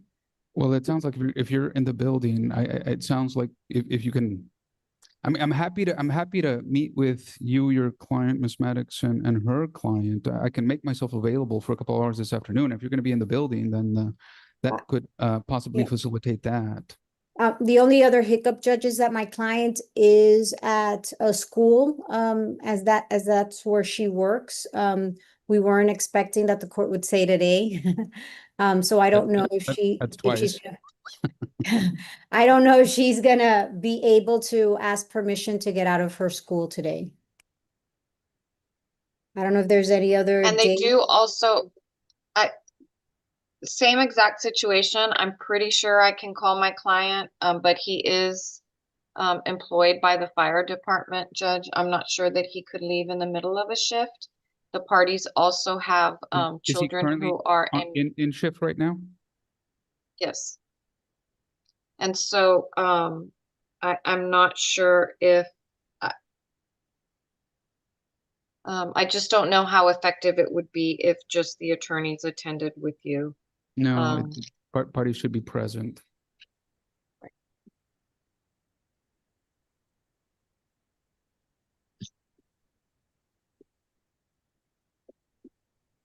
And I also don't think that the parties are currently in a financial position for both of them to engage in more protracted litigation with the hearing today for something that could be easily resolved with the court's assistance. I agree, Judge. That's why I filed a motion for interim attorney fees, as my client has no further funds to pay me. I don't want to get out of this case, Judge. I'd like to see it through. That's why I told Ms. Maddox yesterday, I'll abate my motion as long as we get a date. And I guess the urgency of this case, Judge, is that the parties are currently residing in the same house in the midst of this divorce. And so things are absolutely very tense. And I gather to say that they both want a swift resolution if possible. I agree with that, Judge. And it's also, I think they continue to cohabitate to make the situation as endurable as possible, also because of the financial constraints that they're both under. And I don't think that it should take a couple of hours, Judge. I think the issues are so narrow. I mean, I think maybe like an hour and a half, maybe. Pretty simple. And that's maybe if we could do it over a lunch hour might work. Noriega, I'm looking at the calendar and I just don't see anything before late October. Tell the court, Ms. Noriega, how many cases are set on October the 1st? October the 1st, I show 17, that's including one of the civil, and you do have an interview with a child as well. You've got two of that. All right, so I tell you what, let me schedule this for hearing on October the 1st at 2 p.m. I'm going to schedule this for informal on October the 1st at 10 a.m. Let me ask you both this, Mrs. Cotto, Ms. Maddox, are there temporary orders in place? Yes, Judge. Yes. Okay, so if there's any need to modify or enforce those temporary orders, let us know in writing. We'll get it set for hearing. It sounds like there is a need to resolve this as soon as possible. So I'm going to push it on to our October 1st at 2 docket. But come in on October the 1st at 10. If there's anything that you want the court to review prior to, so for example, anything with regard to the characterization issues or the hard black and white numbers to the retirement that you want the court to at least pre-review, file it into case center so it's not part of the case file, but at least it's given to the court and disclosed to the other side so you know what you all are sending the court. And I will look at that before 10 a.m. on October the 1st to at least get me up to speed as to what the issues are. Will do, Judge. Any Yes, Your Honor. And I'm abating my motion for interim attorney fees, Judge, in the hopes that we can get this resolved. And if the court has any availability open up between now and then, Mrs. Cotto and I would appreciate just an accommodation. flag that note for the court, Ms. Noriega, and if possible, then the court will accommodate them. All right, we have a plan. Anything else on this case, Mrs. Cotto or Ms. Maddox? Nothing further on this one, Judge. Any other cases No, for Your either Honor. counsel? For Ms. Madeline, Your Honor. Good to see you, Ms. Maddox. Have a great day. Thank you. You too. Okay. Number 18. Daniel Hastings III versus Lucina Hastings, cause number 2026 FLA 1155C3. Court marks Mrs. Cotto present by video conference. Mr. Hastings, Ms. Hastings, are you present? There should be no one, there should be no one present, Judge, and Madeline Escoto for Mr. Hastings, Judge. I did file with the court a settlement communication. Ms. Hastings is pro se, Judge. I sent her the proposal. She came to the office with a picture ID. The warnings were illustrated in the communication, and she, notwithstanding the same, she signed. And the parties are approving this as their temporary orders until the final hearing on November the 5th.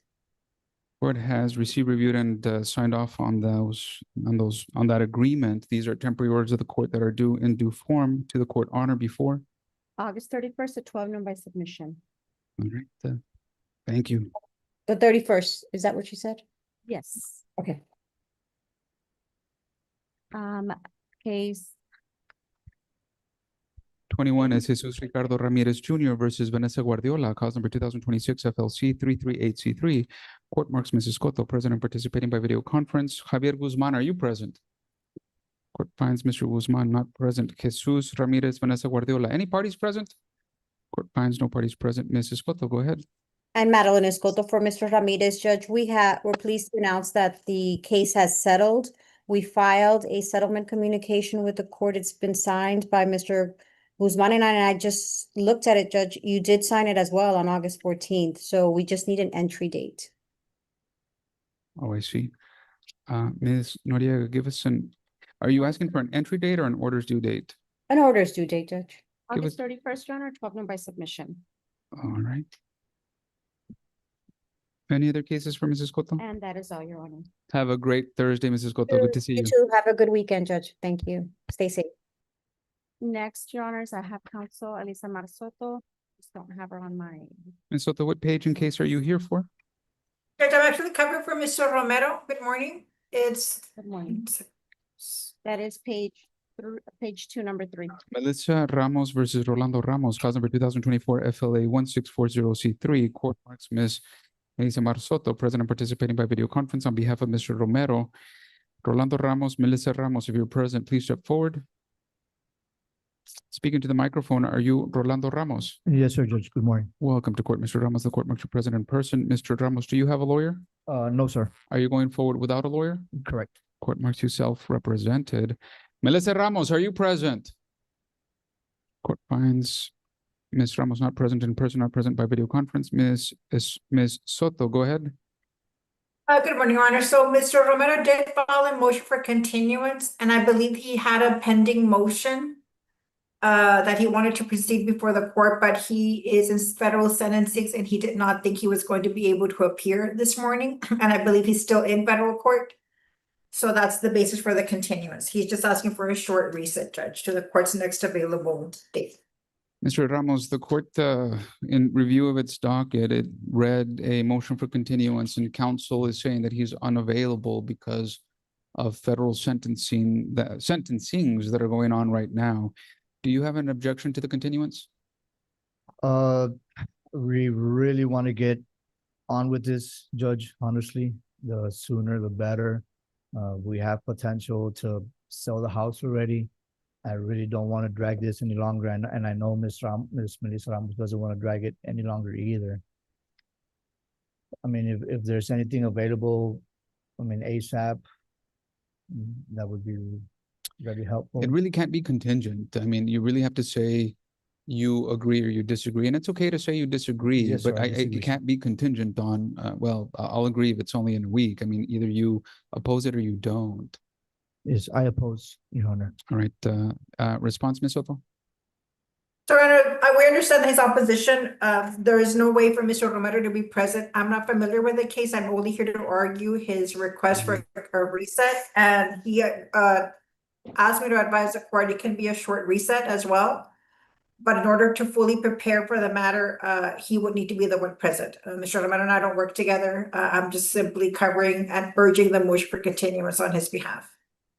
All right, Mr. Ramos, I had reviewed it. It's a properly filed written motion for continuance. It's verified, and the reason is attorney availability because of a federal court sentencing. I mean, he crossed all his T's and dotted all his I's. So the request is well taken and granted. The continuance is granted. This case will be heard on September 1st, Your Honor, at 2 p.m.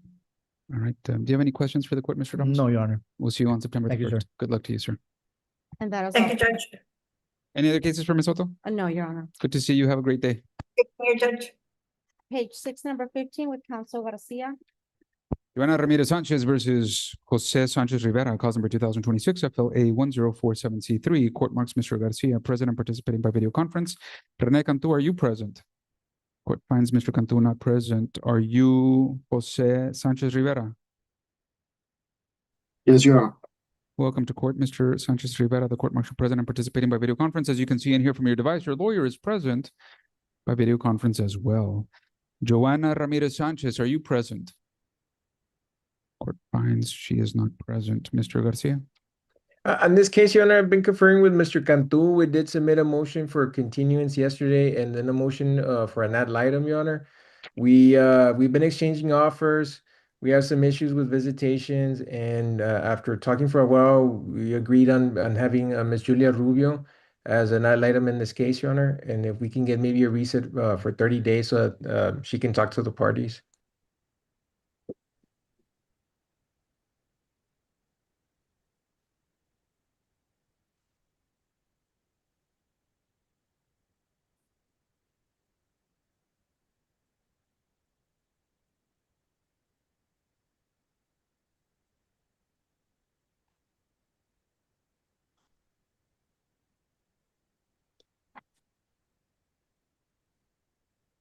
Court has approved of the ad litem request.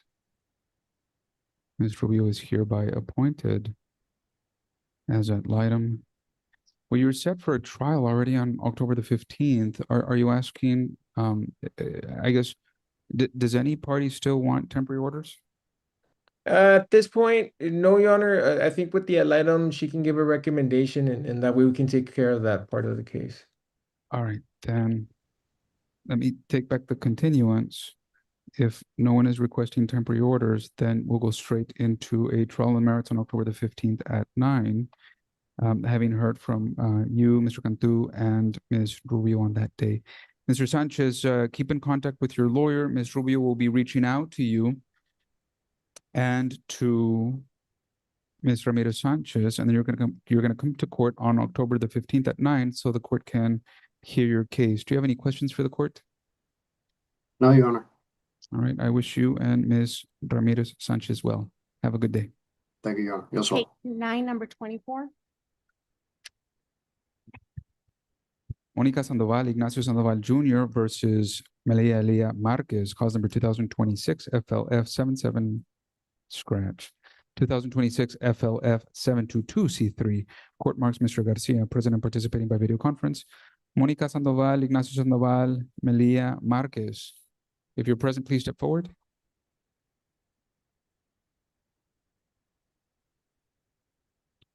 Speak into the microphone and tell the court, are you Monica Sandoval? Court has heard yes. Welcome to court. The court marks the present in person. As you can see and hear from this device, your lawyer is present and participating by video conference. Any other parties present? Court finds no other persons are present. Court finds there was no service on Ms. Marquez. Counsel, what is the announcement? In this case, Your Honor, we're asking, the father of the child is unknown, Your Honor, so we're asking if we can do substituted service in the newspapers, we can serve him.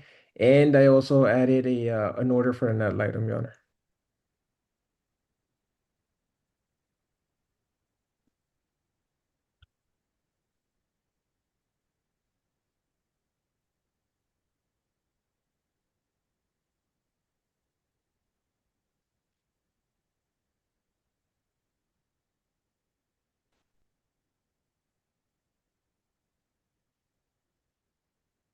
Are you Monica Sandoval? Yes.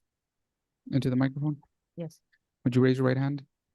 Do you solemnly swear or affirm that the testimony you will give in this cause will be the truth, so help you God? Yes. You may lower your hand. Is your true and correct name Monica Sandoval? Yes. Ms. Sandoval, you've filed a declaration in support of substituted service. In that declaration, you've stated that you've exercised due diligence to locate the whereabouts of Melisha Marquez. Tell the court what efforts you have made. What have you done to try to locate this person? Melisha? Who is the person that is trying to be served, Mr. Garcia? Father? It's the unknown father, Your Honor. I think Marcus would be her daughter, Your Honor. Yeah. Tell the court what efforts you have made to locate that father. As of now, none. But it says on your declaration you exercise due diligence, and you're telling the court now you've done none of that. Like, I've got the attorney, but Mr. Garcia, I just wanted to hear what I needed to hear on the record to sign that order, and it sounds like I can't do that at this point. What do you suggest? I don't know, we can just have a short reset, Your Honor. All right. Give us the very next setting for a docket control conference, please. September 1st at 2 p.m., Your Honor.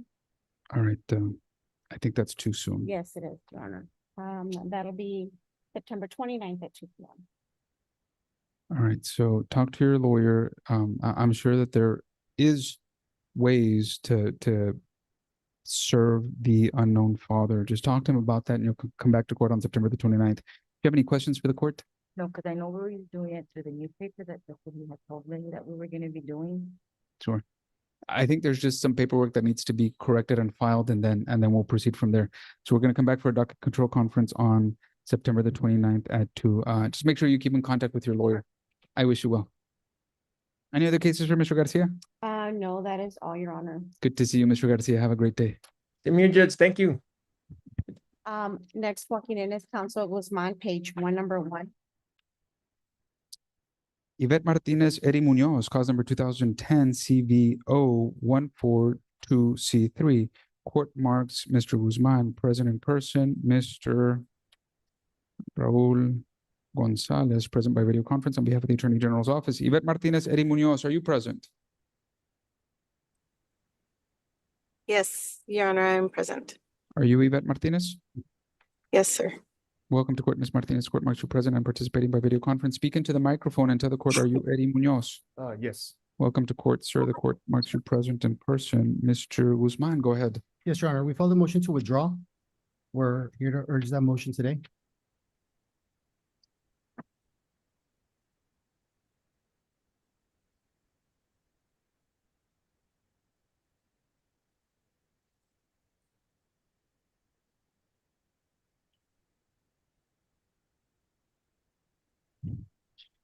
Mr. Munoz, your lawyer is requesting to withdraw from this case. Do you have any objections?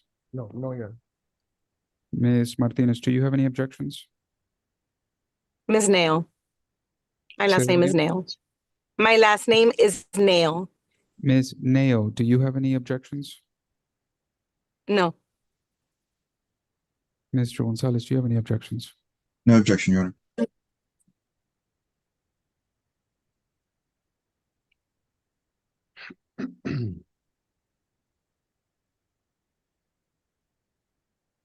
There's a reason why I said this and didn't sign it outright.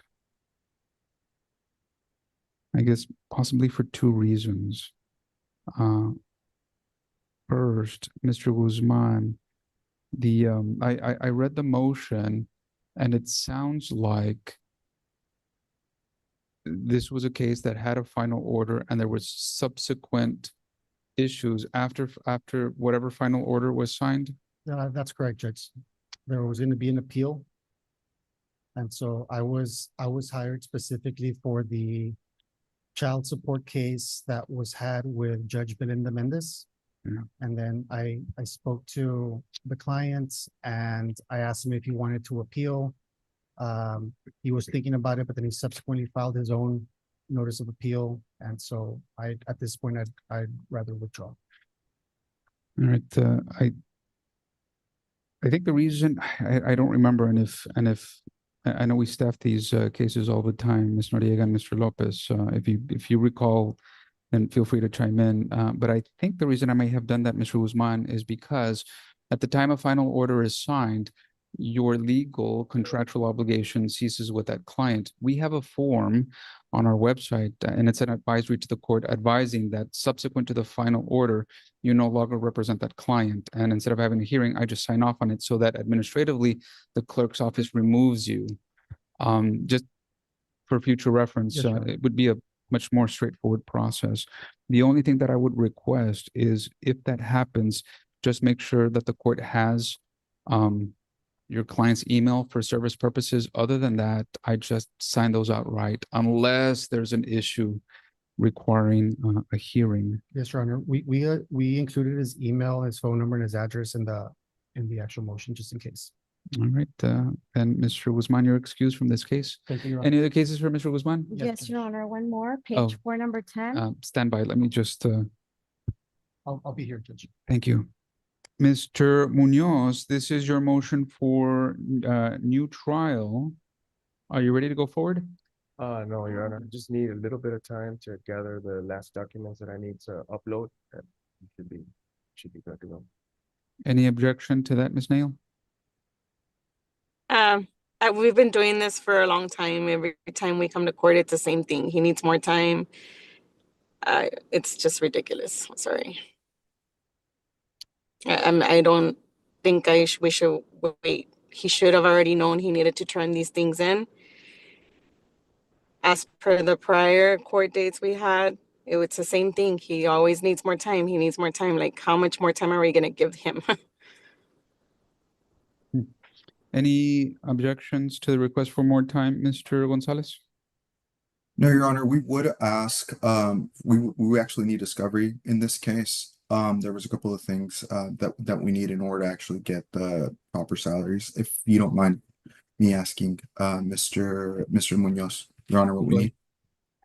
Mr. Munoz, the state would be requesting the last four years of tax returns, available pay stubs, all bank statements, and that includes all savings accounts.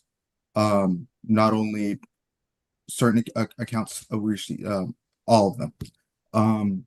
And I believe that's it, Your Honor. But we would be asking for the past 4 years, seeing as this case, there was already a final order, and we need to go further back.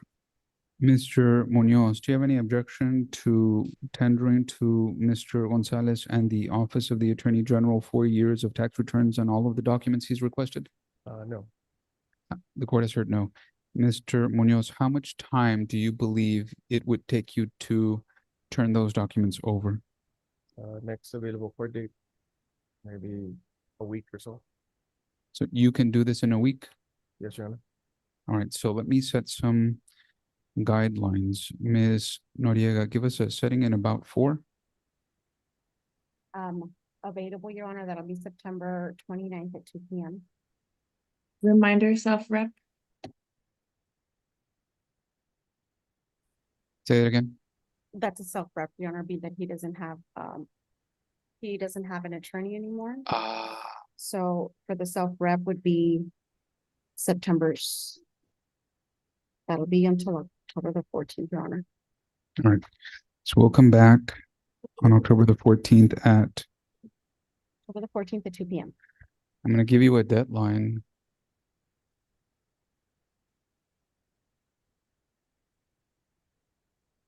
Mr. Munoz, you're ordered to tender those documents to the AG's office before September the 11th at 5 p.m.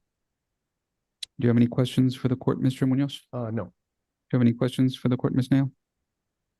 No, sir. All right, we'll see you both in court on October the 4th. By the way, that's a self-represented litigant docket. So Ms. Nail and Mr. Munoz, you must be present in person in court on October the 14th at 2. Do you understand this, Mr. Munoz? Yes. You understand this, Ms. Nail?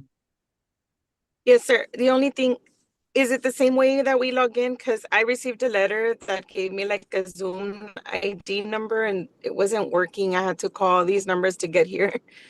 That's exactly what Is it the same way through the website? That's exactly why I just said it's an in-person setting since it's a self-represented litigant Oh, docket. in person. Yes. So Okay, you'll be so here at in 2, person right? on October the 14th at 2 p.m. October the 14th at 2 p.m. Yes, sir. I'll be All there. right, we'll see you both here. Good luck to you both. Okay, thank you. Yes. Next, Your Honor, is a recall with Counsel Figueroa, page 4, number 11. Are we recalling before finishing the docket? I believe there was an agreement. I Only see. Benavides versus Liendo, cause number 2026 FLA 90C3. Court marks Mr. Figueroa present in person, Mr. Rodriguez present in person.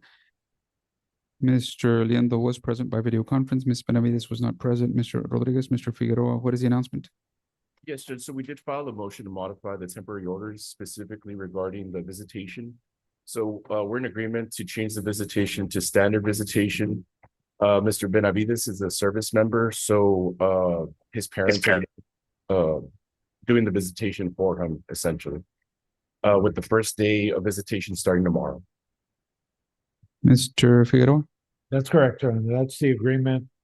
However, my client, and I think it's part of the agreement that my client will have like a little transition that should be present for the first and second visits to see that the child gets familiar with his grandparents. And then we have no objections to standard. Ms. Liendo and Mr. Benavides, I'm going to ask that you both unmute your microphones.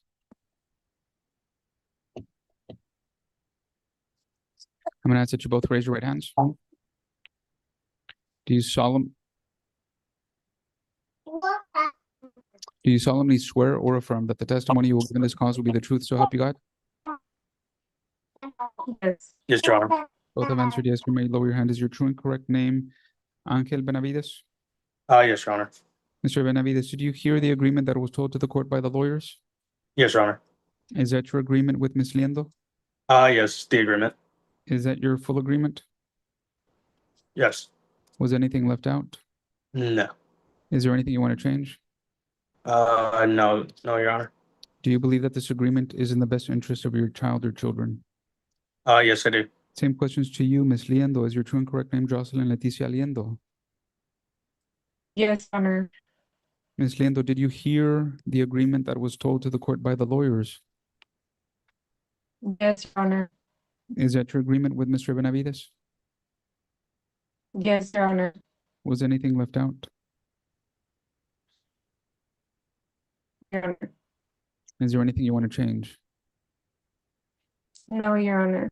Do you believe that this agreement is in the best interest of your child or children? Yes, Your Honor.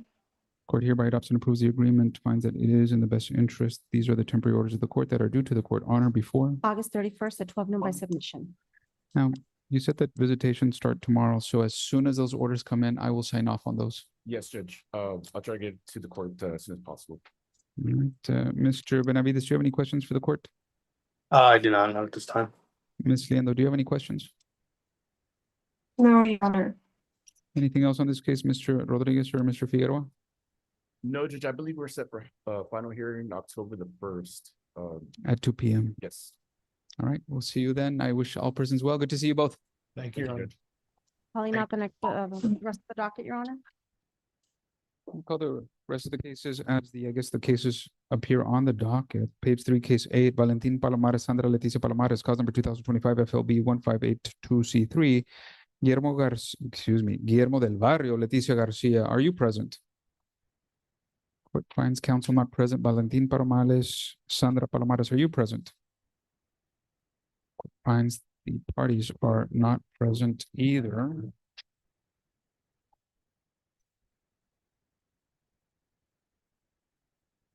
There is a full Rule 11 agreement.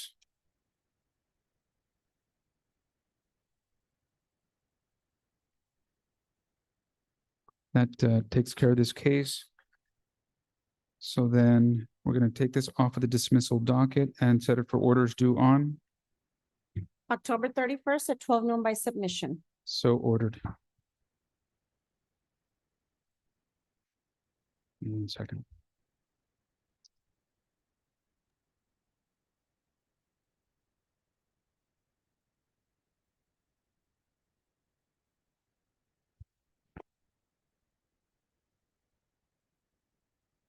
Page 4, case 10, Juan Antonio Lesa versus Linda Sanchez, cause number 2025 FLI 281C3. But I saw Mr. Javier Guzman, Julia Rubio present. Are they They've present? been in and out, Your Honor, so I haven't been able to catch them. All right. I believe Mr. Guzman mentioned to the court that he was going to federal court.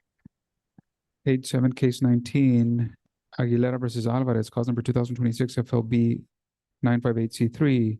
Eligio Aguilera, Maria Dolores Alvarez, are you present? They are both present, Your Honor.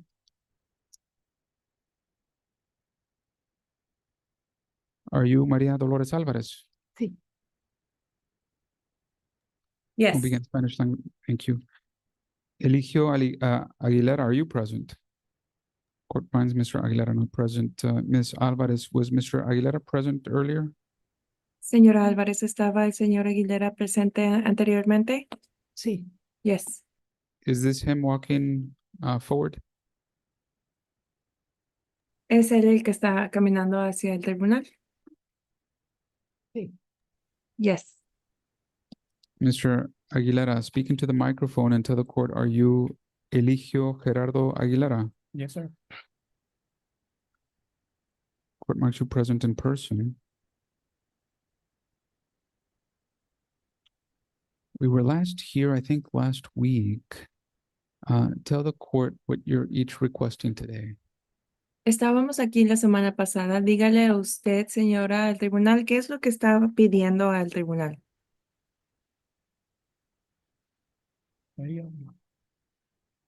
Is anybody making a request today? ¿Alguno de ustedes está haciendo alguna petición a este tribunal el día de hoy? Sí, yo. Yes, me. And what is your request, Ms. Aguilera? Su Ms. petición, Álvarez? señora Álvarez. Estoy pidiendo estoy nerviosa. Primero una restricción porque me da miedo y después una pensión temporal porque me corrió de la casa, me trajo con mentiras aquí y me corrió de su casa, me trajo con puras mentiras y me violentó. Por eso. The first thing that I'm asking, I'm a bit nervous, is a restriction because I am afraid. I'm also asking for temporary support because he brought me here with lies and I am no longer living in his house. He threw me away. Do you agree or do you disagree with this request, Mr. Aguilera? Disagree. ¿Usted en acuerdo o en desacuerdo con esta petición, señora Aguilera? Desacuerdo. En disagreement. And tell the court why. Y dígale al tribunal por qué. Porque es mentira lo que está diciendo ella. Because what she is saying is a lie. All right, the court finds that this will require a contested hearing. El tribunal halla que esto tomará una audiencia de evidencia el día de hoy. The court will mark you as the 7th contested matter for today. Y este es el séptimo anuncio que escucharemos el día de hoy. Stand by, please.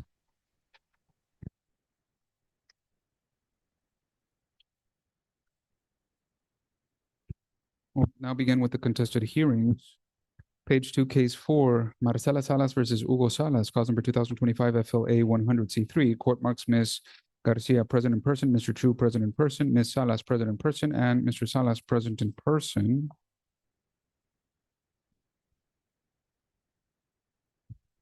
Your Honor, I believe we have a partial agreement. I thought the court saw Mr. Salas present at 9:04. Yes, all persons are present before the court. Ms. Garcia, go ahead. Your Honor, I filed a motion to compel and for sanctions back on July 30th with regard to our second request for production and second written interrogatories. The responses that were provided were deficient. Mr. Chu attempted to supplement yesterday, but it was still insufficient, and one of them was patently false. Mr. Chu and I have conferred.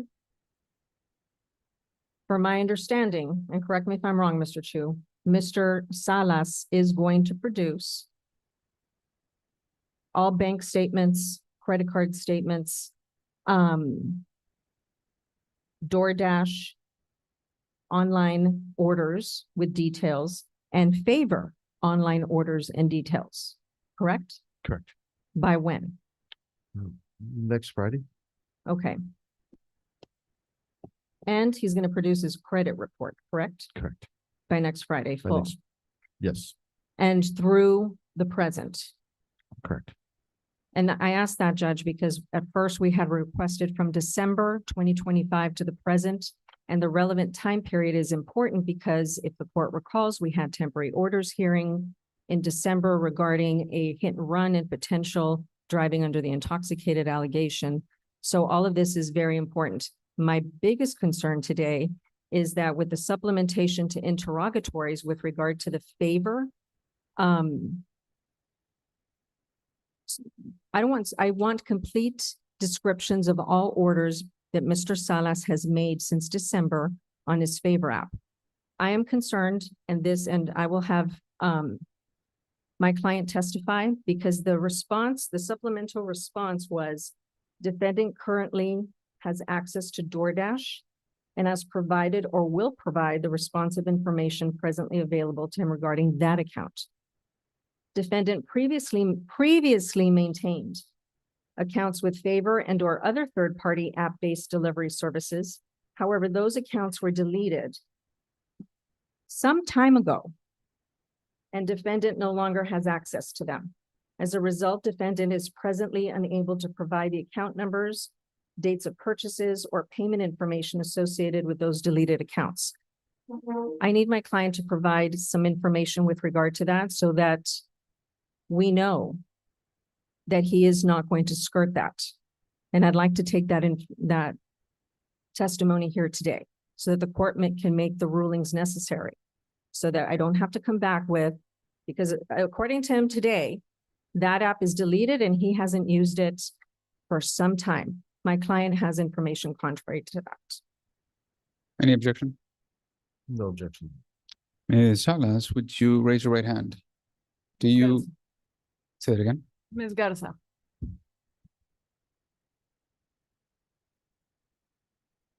Apologize, the court documents never get updated once at the initial filing of the case.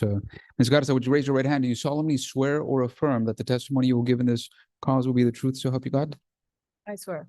You may lower your hand, Ms. Garcia. Ms. Garza, do you still have a credit card today that you had when you were married to Mr. Salas? I do.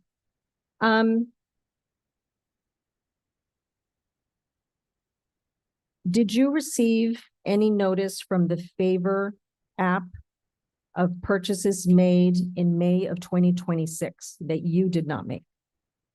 I did. I'd like to bring up as Exhibit 1 today under document number A218 that was uploaded yesterday, Judge. If you're asking court staff to prompt, court staff will prompt A218. 218.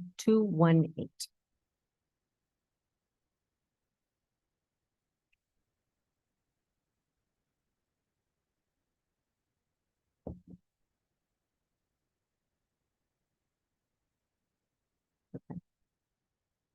Ms. Salas, do you recognize that? Yes. Do you recognize what is also, is that a true and correct copy of what you have in front of you here, hard copy? Yes. Can you explain to the court what that is? It is a screenshot of my American Express card for the monthly statement of May. And can you, is it a true and correct copy of your statement as of May 2026? It is. And what is the ending number of your credit card, if you recall? It's 7003. Does Mr. Salas, does he have authority to use that? No, Did he have authority to use that in May? no. What is what's on Exhibit 218 a true and correct copy of the snapshot you took of your Amex statement ending in 2003 in May of 2026? It is. Does it show purchases made and charged on your card between May 10th, 2026 and June 5th, 2026? It does. I'd like to offer that into evidence, Judge. Any objection? It was uploaded on time.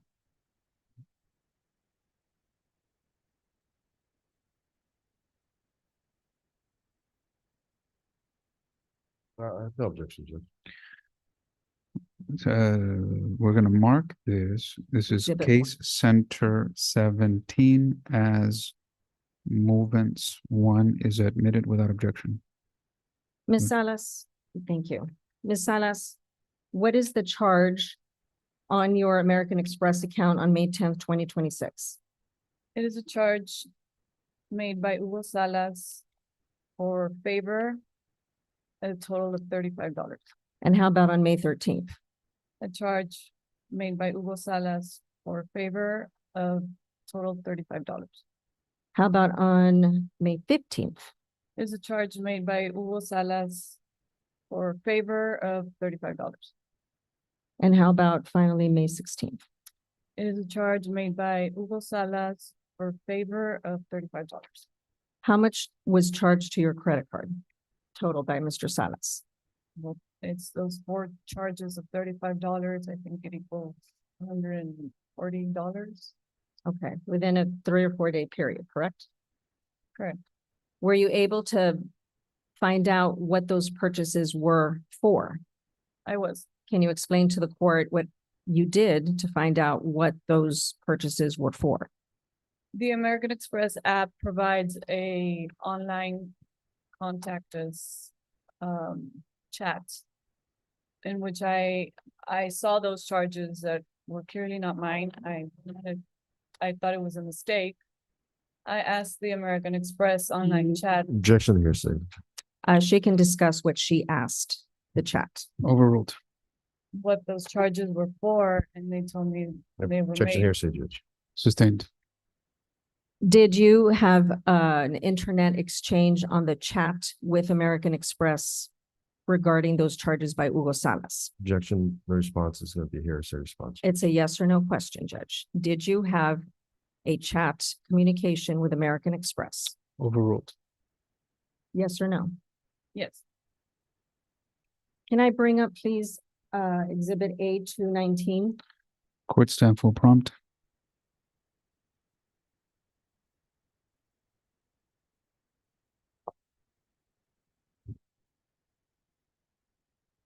Do you recognize that document?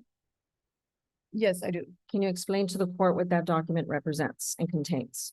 That is a screenshot of the online American Express service chat. Is that the chat that you had with American Express? Yes, I did. Okay. Without telling us word for word, and I'm not offering that into evidence because I agree that that's hearsay. What is your understanding with regard to the items that were purchased by Mr. Salas on these dates in May from your communications and interaction with American Express? Objection, Judge, testifying to documents not in evidence. I'm not asking about a document. I'm asking about a communication and what is her opinion? What is her surmise? She's putting up the document. She's asking her client to testify according to that document. No, sir. I want the court to know that there was a understand communication. I understand the question and the objection. Based on the phrasing of the question, the objection is respectfully overruled. You may answer. Yes, they answered that 18 packs of Miller Lite were purchased at a 7-Eleven Each of those times? each time. And where were they delivered to? Judge, again. To Country Wait, Club What is Drive. the objection? Objection again is hearsay, Judge, and also she's testifying to a document that is not in evidence. I'm not asking her to testify with regard to the document. I'm using it to bolster her testimony, Judge, to the fact that she did have a conversation. And based on that communication and interaction, she has an opinion. And she was able to make a deduction from the information that was given to her regarding her account. Objection to bolstering also, Judge. Based on the previous ruling, the objection is overruled. I'm going to give you a little leeway and no more. Go ahead. What is your understanding of the items that were purchased each time in May 2026 on that favor account and charged to your American Express account? 18 packs of Miller Lite from 7-Eleven.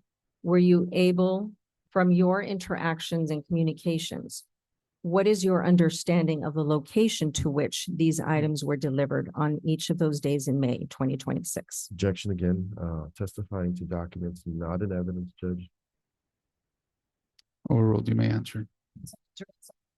Drive 2526, I believe, and that is unit 406, and that is Mr. Salas's home address. Did you read Mr. Salas's supplemental interrogatory that he sent yesterday after 5 p.m.? I did. What is your opinion with regard to his assertion that he deleted that app some time ago and has no access to it? I believe it's perjury Why do you believe that? because it's completely false. Did you share a favor account with Mr. Salas during your marriage? We did. What do you recall the username and password for it? I believe the username was usually his email, and the password is the one we had for all the devices at home. And what was that password? It's capital VIEWS 0NIC7. Did you attempt to enter that account that you shared with Mr. Salas during your marriage? Yes, When did you do that? to order anytime we needed dinner, or it's usually on the weekends. We were craving something, we'd order food for the girls, for ourselves. And you ordered on that app throughout your marriage? Yes, Did you ever order on that app after your marriage, after your divorce? no, Did you try to access Mr. Salas's account last night? yes, Were you able to using that username and password you just testified to? I was. Was it an active account? It is. Okay, so the statement that he made in his interrogatory is that it's been deleted for some time and he has no access to it is false, correct? Correct. Were you able to look at orders that were there? I was. Were you able to print out those orders? This morning. They haven't been uploaded to case lines, correct? Correct. And you would like Mr. Salas to go in there and print out everything that you've printed out, correct? Correct. Can you explain to the court what you were able to see on Mr. Salas's app? A tremendous amount of 18 packs being delivered to his house. As recently as when? August third, fourth, I don't remember. Up and runs, I went all the way back to December and doesn't stop. So would you like Mr. Salas to access his own account and change his answer to his supplemental response to interrogatories to be truthful? Yes. Thank you. The whole purpose, Judge, is to make sure, because I have, my client printed it out, maybe when she shouldn't have, but this is for the purposes of impeachment, Judge. He has the favor app active, available, and I think it's common knowledge. If you have an app, you press that app and you're able to access all the information on that app. My client saw that there was activity as recently as last week. He has that information. It is important. It is relevant, Judge. My client has taken the last few months to assist Mr. Salas in getting the very necessary help he needs to be the best parent to their daughters. This is for the safety of the children. It is important for the court to be able to know the extreme manner in which there may be an addiction here, and it's necessary for the court to protect the children. So for this purpose, I provide this evidence so that there is no mistaking that it's available and he must produce it. And it's also, you cannot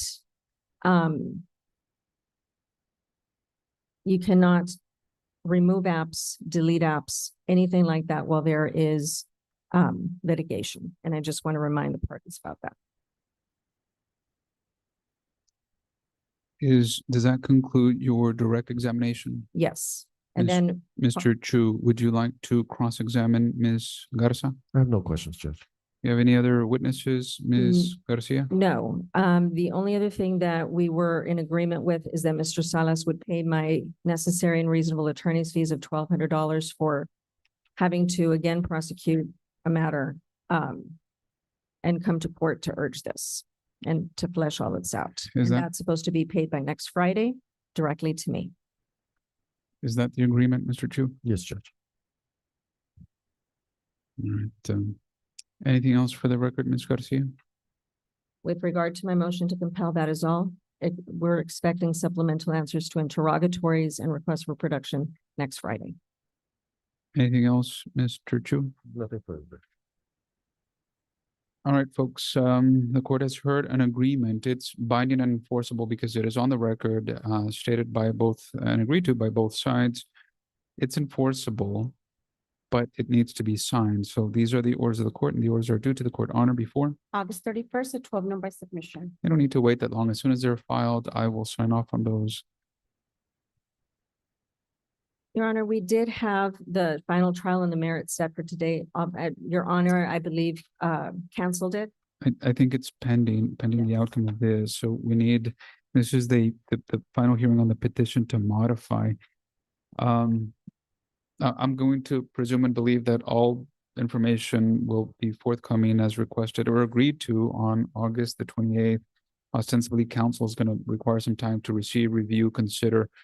Based on all of this, Ms. Garcia, Mr. Chu, how much time would be reasonable and necessary to prepare for a final hearing? Your Honor, I would like a pretrial date prior to a final hearing.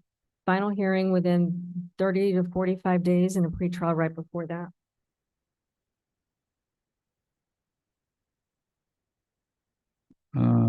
Any objection? No objection. I hesitated because Ms. Noriega works some magic. If you can give us a setting as close to final hearing, more or less in 30 days, and a final pretrial before that. Final pretrial will be September 29th. That's September 29th. Yes, Yes, go ahead. sir, at 2 p.m. All right. Give me 1 second. Please. Your Honor, this court usually has the best Wi-Fi. Except we need it right now. Okay, we're good. Thank you. And then the final hearing on. That'll be October 29th at 2 p.m. Any objections to any of these dates, Ms. Garcia?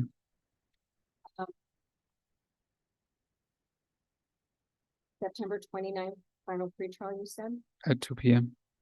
And then August 29th? October I'm 29th. sorry, October 20th. Yes, that's fine. Any objections, Mr. Chu? No, Judge. Ms. Garza, Mr. Salas, you've gotten this far through much communication through your lawyers. Continue to do that. And your lawyers are going to file anything else they need the court to hear before September the 29th so that I can hear those. Between now and then, just follow the orders of the court. They've been agreed to, and everything else has not been modified. So follow those orders. Ms. Garza, do you have any questions for the court? Yeah. Mr. Salas, do you have any questions? No, Your Honor. I wish you both very well, but more importantly, as always, I wish your two daughters all the best. Good luck to all. Thank you, Your Honor. Thank you, Judge. Thank you, Judge. Any other cases for either Ms. Garcia or Mr. Chu? I believe Mr. Chu has one more, Your Honor. All right. Thank you, Ms. Garcia. Good to see you. Have a great day. It's on the contested matters, Your Honor. We're going forward to number 3 now. Yes. As page 1, case 2, Ricardo Miguel Guerra Jr. versus Julie Renea Medina, cause number 2021 FLI 995C3. Court marks Mr. Lozano present in person. Mr. Tamez was present in person. Mr. Montemayor was present by video conference. Mr. Raul Gonzalez was present by video conference. Mr. Guerra was present in person, and Ms. Medina was present by video conference. Mr. Lozano, what is the announcement?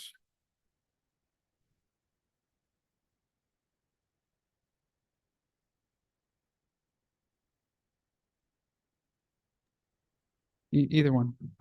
And so, I believe, Mr. Tamez with Mr. Medina.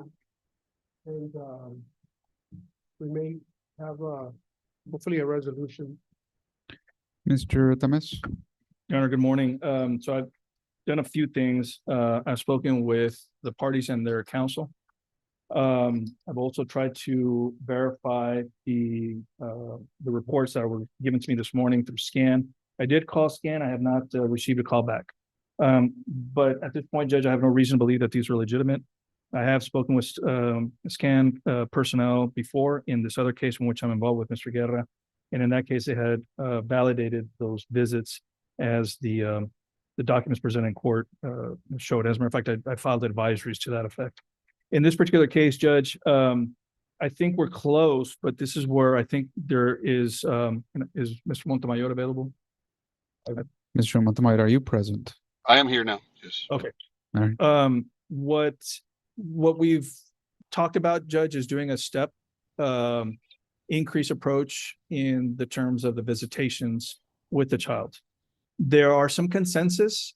There's one stickler, which Mr. Guerra's attorney can chime in at any time, that we'd like to see if we can get a status in December. And here's why. The way that these visitations have progressed with Mr. Guerra and his son, another child that's not before the court in another case, is that we've gone to a third party supervised person. This comes at a cost, naturally. And so that cost for Mr. Guerra, and in that case, would be multiplied by 2, because in the way that we're looking at doing a supervised visitation schedule, it would also have to be paid in the supervising the child's visit in this case. So what Mr. Guerra's attorney is proposing, Judge, at this time is that we do a supervised visitation schedule up until December and come back for status to try to find somebody that is mutually agreeable to the parties, that is not a paid third-party supervisor. In other words, a family member. And I can kind of go over the cost for what is being charged right now, but it adds up. For example, Mr. Guerra is paying $360 a month for a total of 6 hours for a third-party paid visitation. The reason that would be implicated in the case, because mom doesn't want to have a family member doing the supervision of the visits. So that's where we're at. Now, let me tell you where we don't agree, where maybe if the court will allow us to come back for status. Let me tell you what we have agreed to. We still have to iron out the days and the hours, but the parties both agree that the parents need to get a parent app. They need to have communication through a parent app, and I think the court should be well within its powers to order the parties to do all communication with the parent app. 2, the parties agree that the father will not have any supervision, any visits with the child at school or take her out of school. they're both okay with that. Both parties are in agreement that the father can access the child's school records and visit with her teachers and have communications with the teachers. The issue is only that he cannot take the child out of school. The parties agree, Judge, that there should be visits with Safe Haven, 2 hours, Saturday and Sunday. They agree to that. The issue is going to be how many hours and how long the visitations will need to be through Safe Haven. So we're in a difference of a month in that regard. And then reaching the period of December, Judge, the parties also agree that the father have 2 hours on December 24th for a visitation with the child at a public place. Those are the terms of the agreement that we have so far.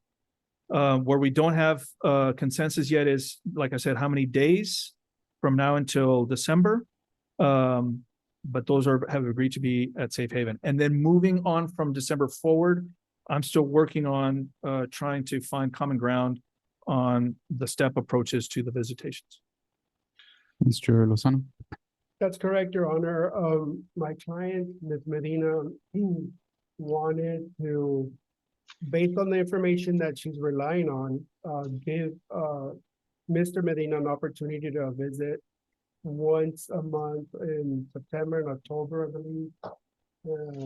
And then moving it up to 2 times in November and December, Your Honor, to see a progress in so much as his therapies are going in. We did speak at length. I think we did make some great strides. And just a matter of, you know, what days, is it 1 day or 3 times a month? But my client's concerns are based on things that have occurred during their relationship. Mr. Montemayor. Judge, we are, I guess, just adding a little context, Your Honor, to the whole picture here, Your Honor. Mr. Guerra has taken these classes voluntarily. You know, in the other case that where Mr. Tamés is also involved in, there's never been any testimony, there's never been any offer of proof or any evidence to support any allegations whatsoever. We did this voluntarily because Mr. Guerra wants to make sure that everybody is on the same page when it comes to, you know, the children. He wants to really see his children. He wants to reestablish the visitation with faith, the child before the court. That being said, Your Honor, we submitted to Mr. Lozano all the documentation, you know, to assure them that Mr. Guerra is actively involved in all sorts of therapy and counseling sessions. But there's never, he's never been arrested for any allegation here. He's never, you know, he's gainfully employed. He's, you know, he does well. And so that, you know, with all that, you know, he's willing to even go a step further because that's how desperate he is to want to reestablish the visitation. It's been almost 2 years since he's seen Faith. He has no contact. So we were offering Safe Haven 1st, 3rd, and 5th. We've reduced that to the 1st and the 3rd. You know, 2 hours or at least 1 hour for the first couple of months, and then going up to 2 hours. You know, expanding that to 2 hours through December, and coming back to the court for status because we want to go into the next step with even supervised visitation. You know, with you know, perhaps a family member. You know, but I want to see what the comfort level of all the parties is at that time, and I'd like the court to I guess, you know, see that for themselves as well, because there's always been issues with Mr. Guerra's family supervising, and we've had to avoid that issue. We've had to pay now a third-party supervisor $60 per visitation, on top of child support, on top of health insurance, on top of all these other issues. We had to pay an additional supervisor just to make sure everybody was okay. You know, all we're asking for is the opportunity, Your Honor, to have these Safe Haven visits, even if it's on a temporary order, because I think that once once this is accomplished, I think the court, I think the parties will perhaps be more comfortable in December to be able to to make a more satisfactory order where everybody can agree. But I just think that these visits need to start, and that way we can get to a point where we can now make have some finalization to this. Your Honor, if I could add something. Sure. So things don't happen in a vacuum, right? Things are the way they are right now because of things that have happened. And without getting into details, the court should be apprised that there has been things that have occurred, and that's why we're at.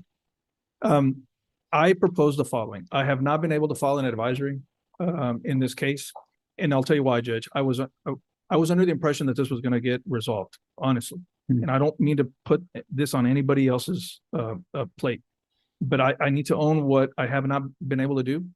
I can propose a plan based on the conversation that I've had with both parties. The other thing is the court can order the parties to either a informal settlement or a mediation to get this resolved. Because I think we're on the same path, the same plane. The details is where the inertia is. And so that's the court's providence to suggest a mediation, get this resolved, bring back a settlement. And I can propose an advisory to the court on what I think based on the history. The biggest problem is going to be the supervision. And that has been the issue with Mr. Guerra in the other case. And it is the issue now with the parents in this case. How are those supervised visits going to occur and who's going to supervise? I can see the cost being an issue because I think that obviously adds up. But I can also see why there would be some mistrust about family members and which family members are willing to do those supervised visits. In this particular case, Judge, I think the sisters have had good relationships with the mothers, both mothers. But there has been some hesitancy on their part, without getting into details, to do those supervised visits. The paternal grandparents are willing to do that, but there's some hesitancy on the mothers to have the grandparents have those supervised visits. That's why we went to a third party. So that's the big stickler. But I think in concept, I think the idea of the stepped approach works for both parties. See if I can, I think you all are on the same page, whether you realize it or not. I guess first question the court has, who has the information? Ostensibly, finances are an issue. Who here knows what is the cost of Safe Haven per visit? I do not have that information. Safe Haven does not charge. It's the third party that's doing it now. It's South Texas out of children. Something like that, yeah. And how much are that? What does that cost? $30 an hour. All right. And how many children before the court? One. Age? 6. She'll be turning 7 on October 26th. So just for 6 hours, Judge, like let's say we do 2 hours Saturday, 2 hours Sunday, do that 3 times a month, it's $360. Right. So look, let me get you all on the same page, because I think you all are already there. So this is what I want you all to talk about, because you're set for dismissal. This case was filed last December. I'm not going to set this for status in December. So think about this. There are 3 months between now and December, which is the requested status date. So talk about this possible scenario based on everything the court has heard. The graduated schedule that you should talk about is once in September. Sorry, the first weekend in September, the first weekend in October, September an hour, October 2 hours, November goes up to 2, the first and third weekends for 2 hours, December for 2 hours, the first and third, January, the first, third, and fifth for 3 hours. And then if a family member is able to supervise, instead of paying $30 per hour to some third-party vendor, why don't you just agree to supervised visits at a public restaurant, spend the money on the child and not on the third party vendor in a public place like a Chuck E. Cheese where there is only one entrance and exit. And that is part of that graduated program. And the what we've been talking about is going to the next step after safe haven is going to a public place. So that idea is already in there. But even with that in mind, Judge, there has been some, pushback or I guess divergent ideas about who would be the supervisor. Well, the thing is, if so, remember that this court, I'm sure others do it too, but this court, if supervised is ordered, for example, at a Chuck E. Cheese where there's only one entrance or one exit, then the orders are that the person supervising stays close to the entrance to monitor the entrance, but stays within a reasonable distance to allow for visitations to happen. So in that scenario, there is no hovering over the visit. There is so you can agree to a grandparent, a spouse, you can agree to an aunt, an uncle. That really isn't going to change the visit, right? So talk to each other about this proposed plan and tell the court what each of you believes doesn't work about that graduated schedule as a final order. I have a question, Judge. As far as initiating visitation to Safe Haven, would it be okay, or would it be okay with 2 times per month?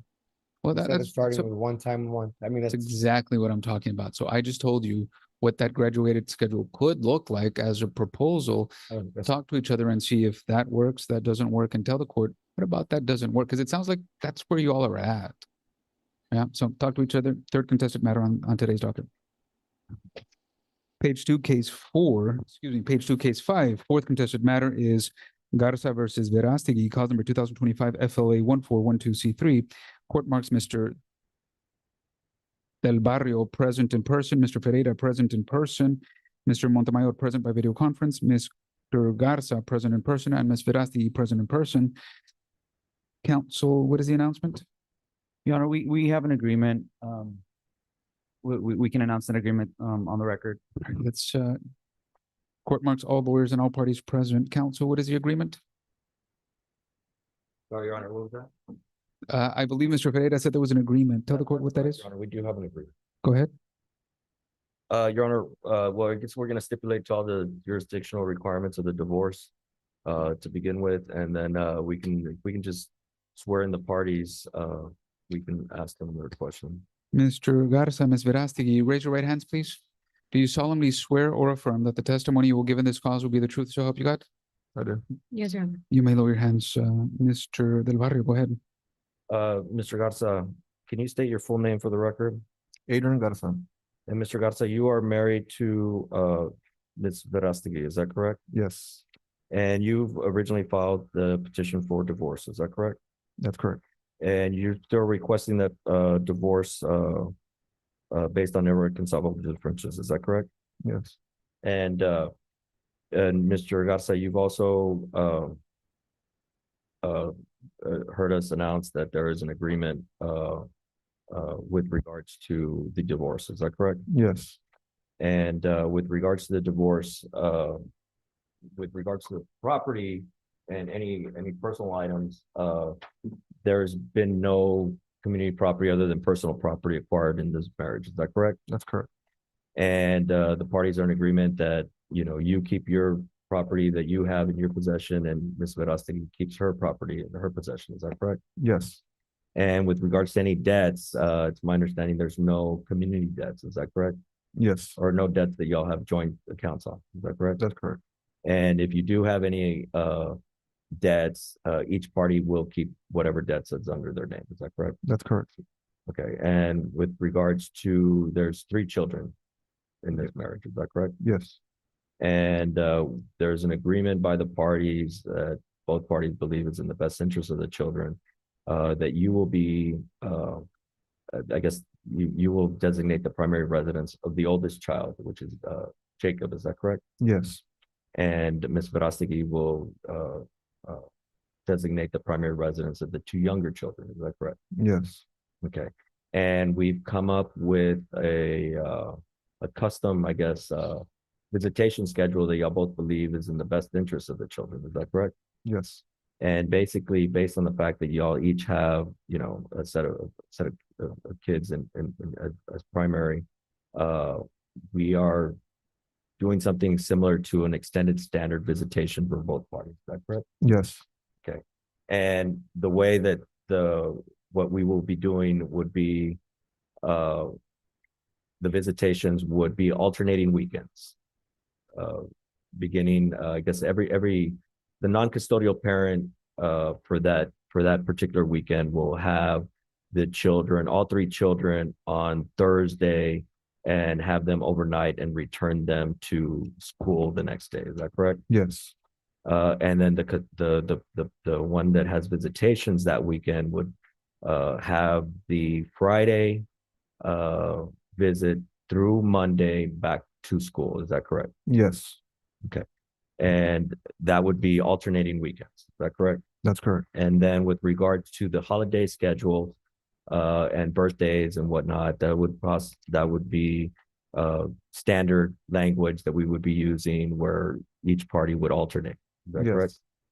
And both parties are also are been advised and are somewhat in agreement with regards to that. If there's any changes that y'all are free to make, any changes to that schedule amongst the two parties themselves. Is that correct? That's correct. Okay. Additionally, when it comes to extracurricular activities and school activities, that the parties will make any and all efforts to make sure that the children attend those, regardless of who enrolled. Is that correct? Yes. So it's my understanding that if they're in your possession and there's, for example, a basketball game, you will make sure that the parties do attend, or the children attend that game. Is that correct? That's correct. And vice versa. And additionally, y'all will communicate with each other to make sure that both parties are aware of any and all schedules with regards to that. Yes. Okay. Additionally, the parties agreed to be joint managing conservators of the children, which basically have equal rights, other than each of y'all will have the right to designate the particular child residence. Is that correct? Yes.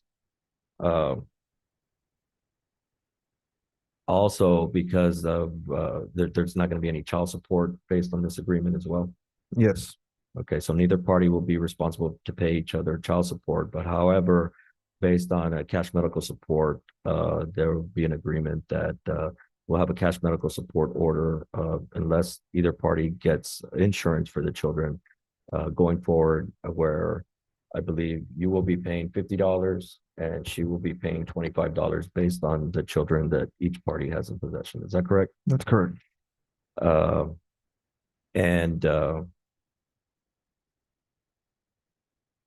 Believe that is all, Your Honor. I don't believe, as I mentioned, I mean, the parties are stipulating to the jurisdictional restrictions, but I can just ask Mr. Garza, prior to filing this divorce action, Mr. Garza, you have lived in the state of Texas for previous 6 months and then in the Webb County for 90 days previously prior to filing. Is that correct? Yes.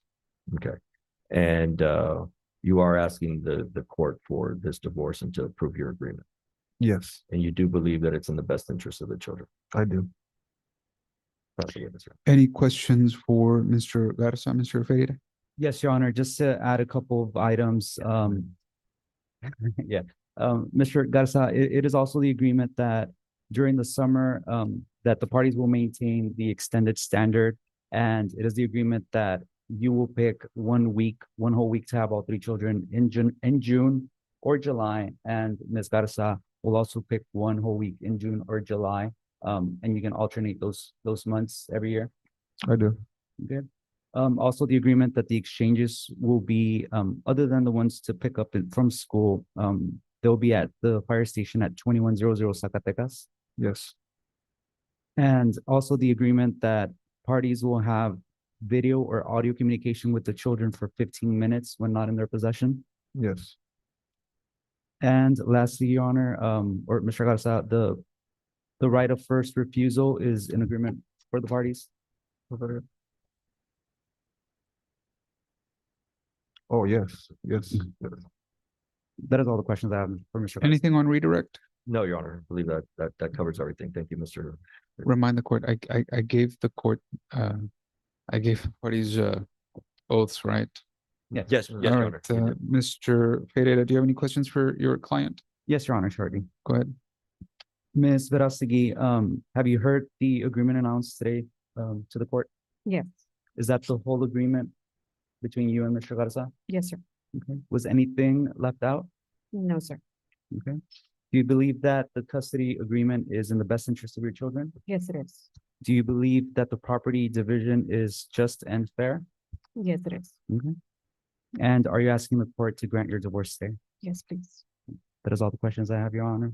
Cross-examination, Mr. Del Barrio? No questions, Your Honor. Anything else from any person?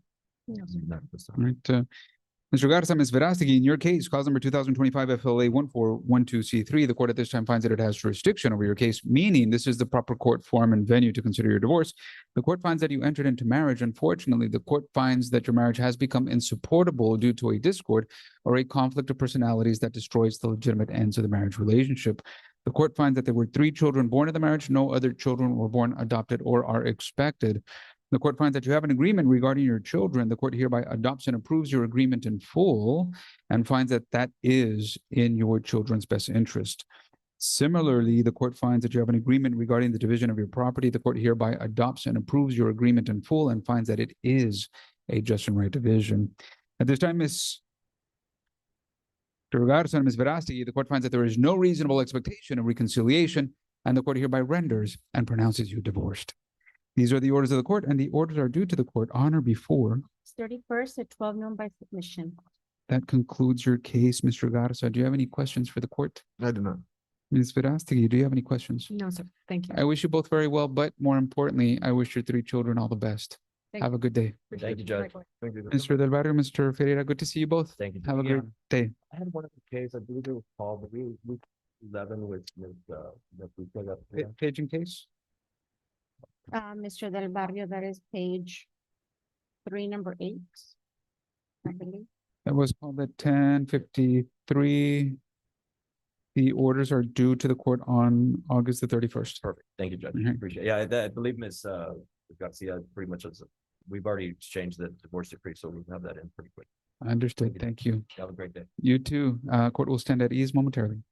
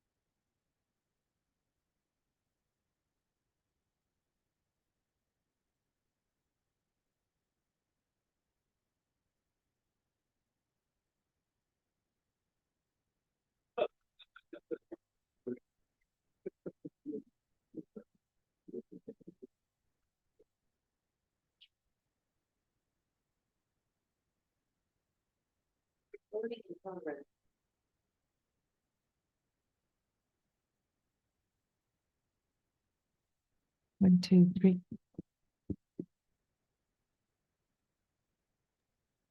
Clear, man.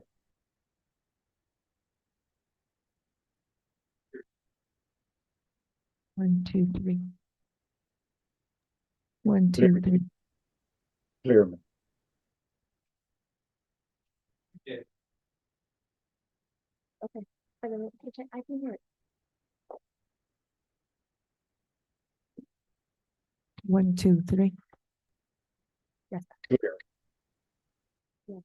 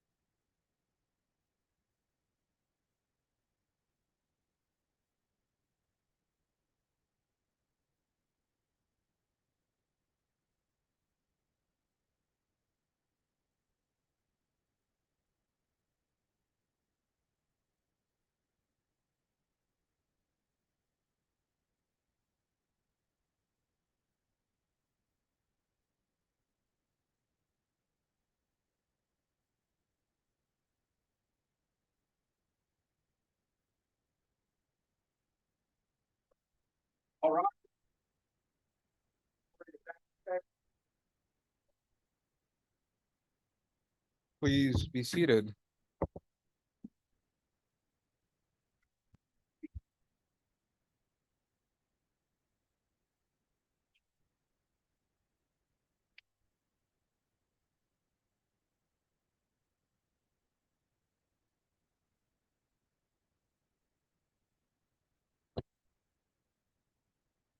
Court is back in session and we are on the record. This is the family law docket for Thursday, August 20th, 2026. The time is now 11:52. Council, we have 4 contested matters on today's docket, and as we broke, the court realized that it has a noon meeting. So let me call the rest of the cases and see if there's an announcement. If not, I'm going to call these cases beginning at 1:45. So continuing with the contested docket, Lara versus Ugarte, cause number 2026 FLA 1060C3. Court marks Mr. Chu present in person. Mr. Ugarte present in person. Will begin Spanish language interpretation. Leticia Garcia, Maria Lara, are you present? Court finds that neither are present. Mr. Chu, is there an announcement? Yes, Judge, mine's just approve up, since the parties are not here, Your Honor. For temporary orders. All right, Mr. Ugarte, would you raise your right hand? Do you solemnly swear or affirm that the testimony you will give in this cause will be the truth, so help you God? Yes, sir. You may lower your hand, Mr. Chu. May it please the court, would you please state your full name for the record? My name is Juan Alfredo Lara Ugarte. Okay, what is your partner's name again? Maria Lara. Maria Lara. And you have a child with Miss Lara by name of Brian Caleb Lara, is that right? Es correcto, Brian Caleb Lara. And for the purpose of the temporary orders hearing, you're asking the court to give you temporary joint managing conservatorship of your son, Brian Caleb Lara.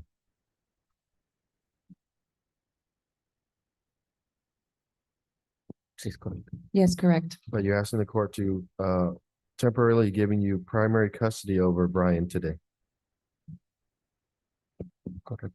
Correct. And you're asking the court to give you to give Miss Lara standard visitation of Brian.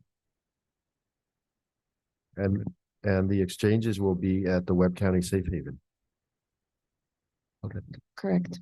And the reason for that is because Miss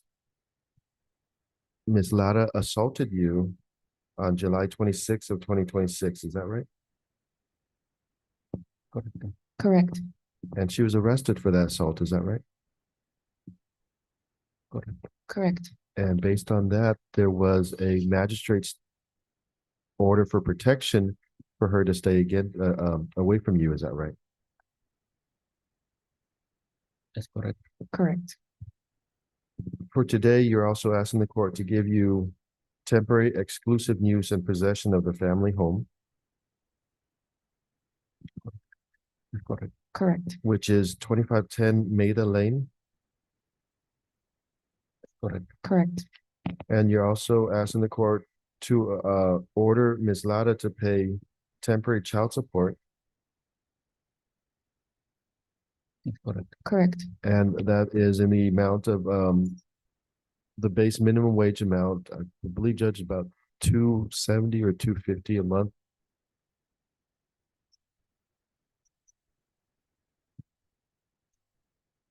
Is that right, Mr. Lara? That's correct.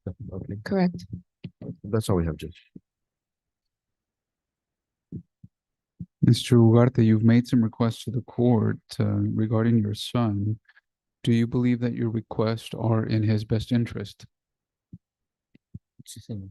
Yes, Your Honor. Does he currently live with you? Sí, señor. Yes, sir.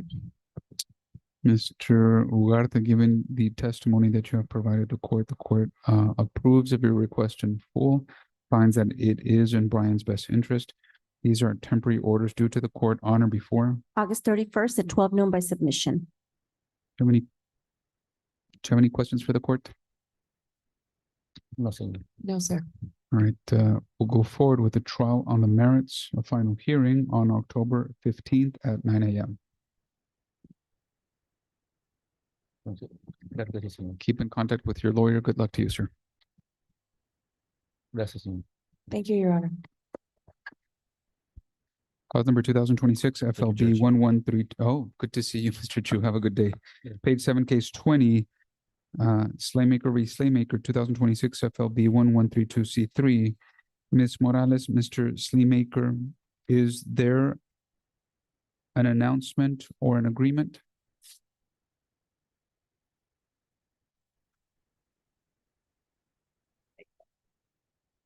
Yes.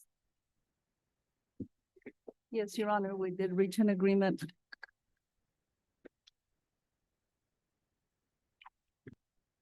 The court has received assigned and agreed to temporary orders.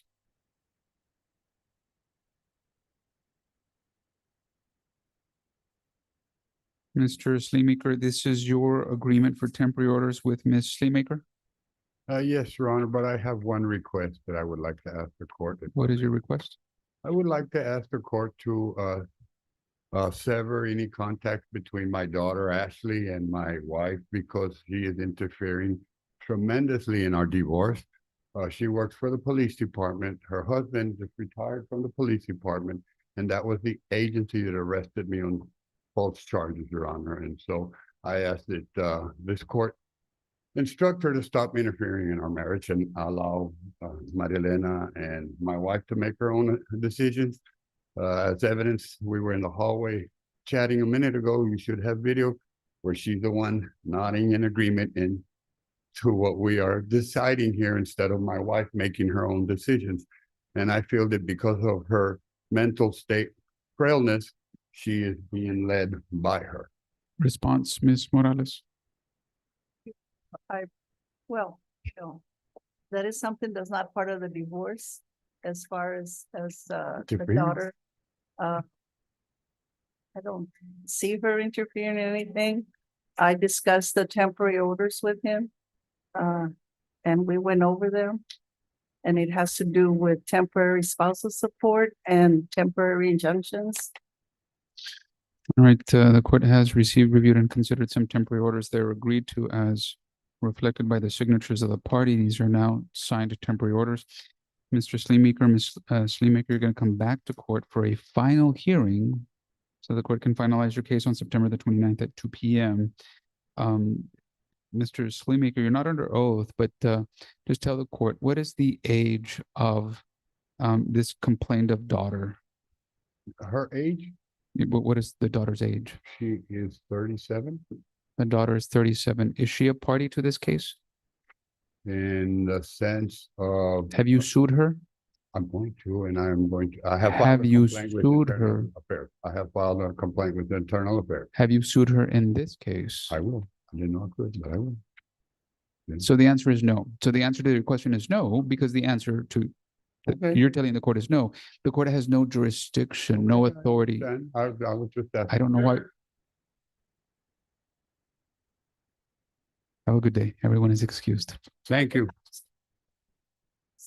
Placard that my client had at the house. We'll see you on September the 29th. I wish all persons well. Have a good day. It's what September 29th at 2 p.m. Your Honor, hybrid or in person? All persons should be in person. All right, let me ask Mr. Lozano and Mr. Tames if they have finalized their communications. If not, they will come back. Mr. Arce, are you here for?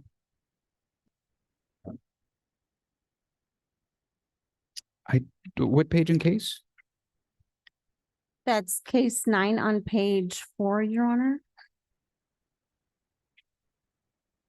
It was a recall, Your Honor. Yikes, page 4, case 9, Garcia versus Department of Family and Protective Service, cause number 2025 FLF 1015C3. Mr. Arce, what is the announcement? Yeah, on this matter, Judge, I know that Your Honor have been more than patient. And we have background judges in the matter where it's an adoption stemming from a termination of parental rights from the Department of Family and Protective Services out of Nueces County. This is the matter, Judge, where there was a corrected birth certificate that our client was awaiting, and that was ordered through Nueces County by the judge. My client informed me that just recently they had another hearing where the judge re-urged the department to follow up on that corrected birth certificate, Judge. So that's what was lacking in this case, just basically to submit that birth certificate to go forward with the adoption. All right, and then I called this case at 9:14. I think your clients weren't here based on that. Ms. Noriega, give us, well, tell the court how much time would be reasonable and necessary to do that. Judge, I was going to inquire of the court if what ramifications the case would have if it was placed like on an inactive docket or. None. It would just be dependent on someone, counsel, party, litigant, requesting relief. So, for example, if we place this case now on the inactive, which I think is a very, very good idea, you would reactivate it by filing a request into the court with a fiat, and that fiat, once signed, reactivates the case. Okay, that would just be a request for setting the. That's it. Judge, I would think maybe that'd be prudent. And I know that instead of coming back again and having the same statement, Judge, we could just do that, and then I'll submit the appropriate motion or the fiat, and that way we can get back into court, Judge, once we do have that document. All right, the court will prepare an order moving this case to the inactive docket pending another request by any person, counsel, or litigant. This case moves to the inactive docket. It's a very good request. That's a good. That's all I have. Good to see you, Mr. Arce. Have a great rest of the week. Thank you so much, Eddie. Your Honor, I do have page 4, number 10. I believe it was a recall as well. I didn't flag these. I don't know how that happened. Page 4, case 10, Juan Lesa Linda Sanchez, cause number 2025 FLI 281C3. Javier Guzman, Julia Rubio, Leticia Garcia, Juan Lesa Linda Sanchez. Anybody present other than Mr. Gonzalez? I know that Mr. Guzman and Ms. Rubio were in and out of the courtroom, but Mr. Guzman is in the mediation rooms. okay. This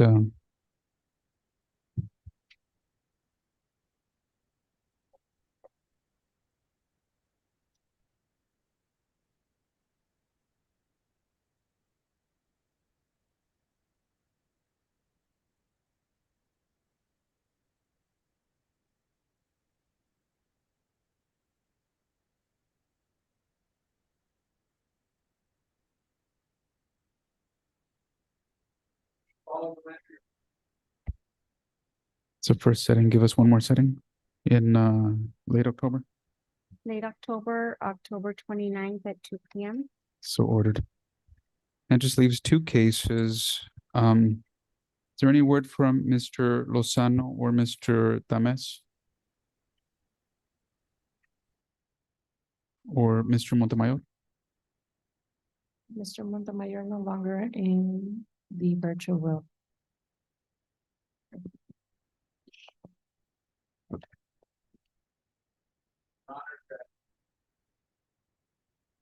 Let them know that I will recall this case at 1:45. All right. Mr. Aguilar, Ms. Alvarez, the court is going to stand at ease until 1:45. The court will call the case then. Stand by. Señor Aguilar, señor Álvarez, el caso será llamado a la 1:45. Regresaremos a esa hora. All right.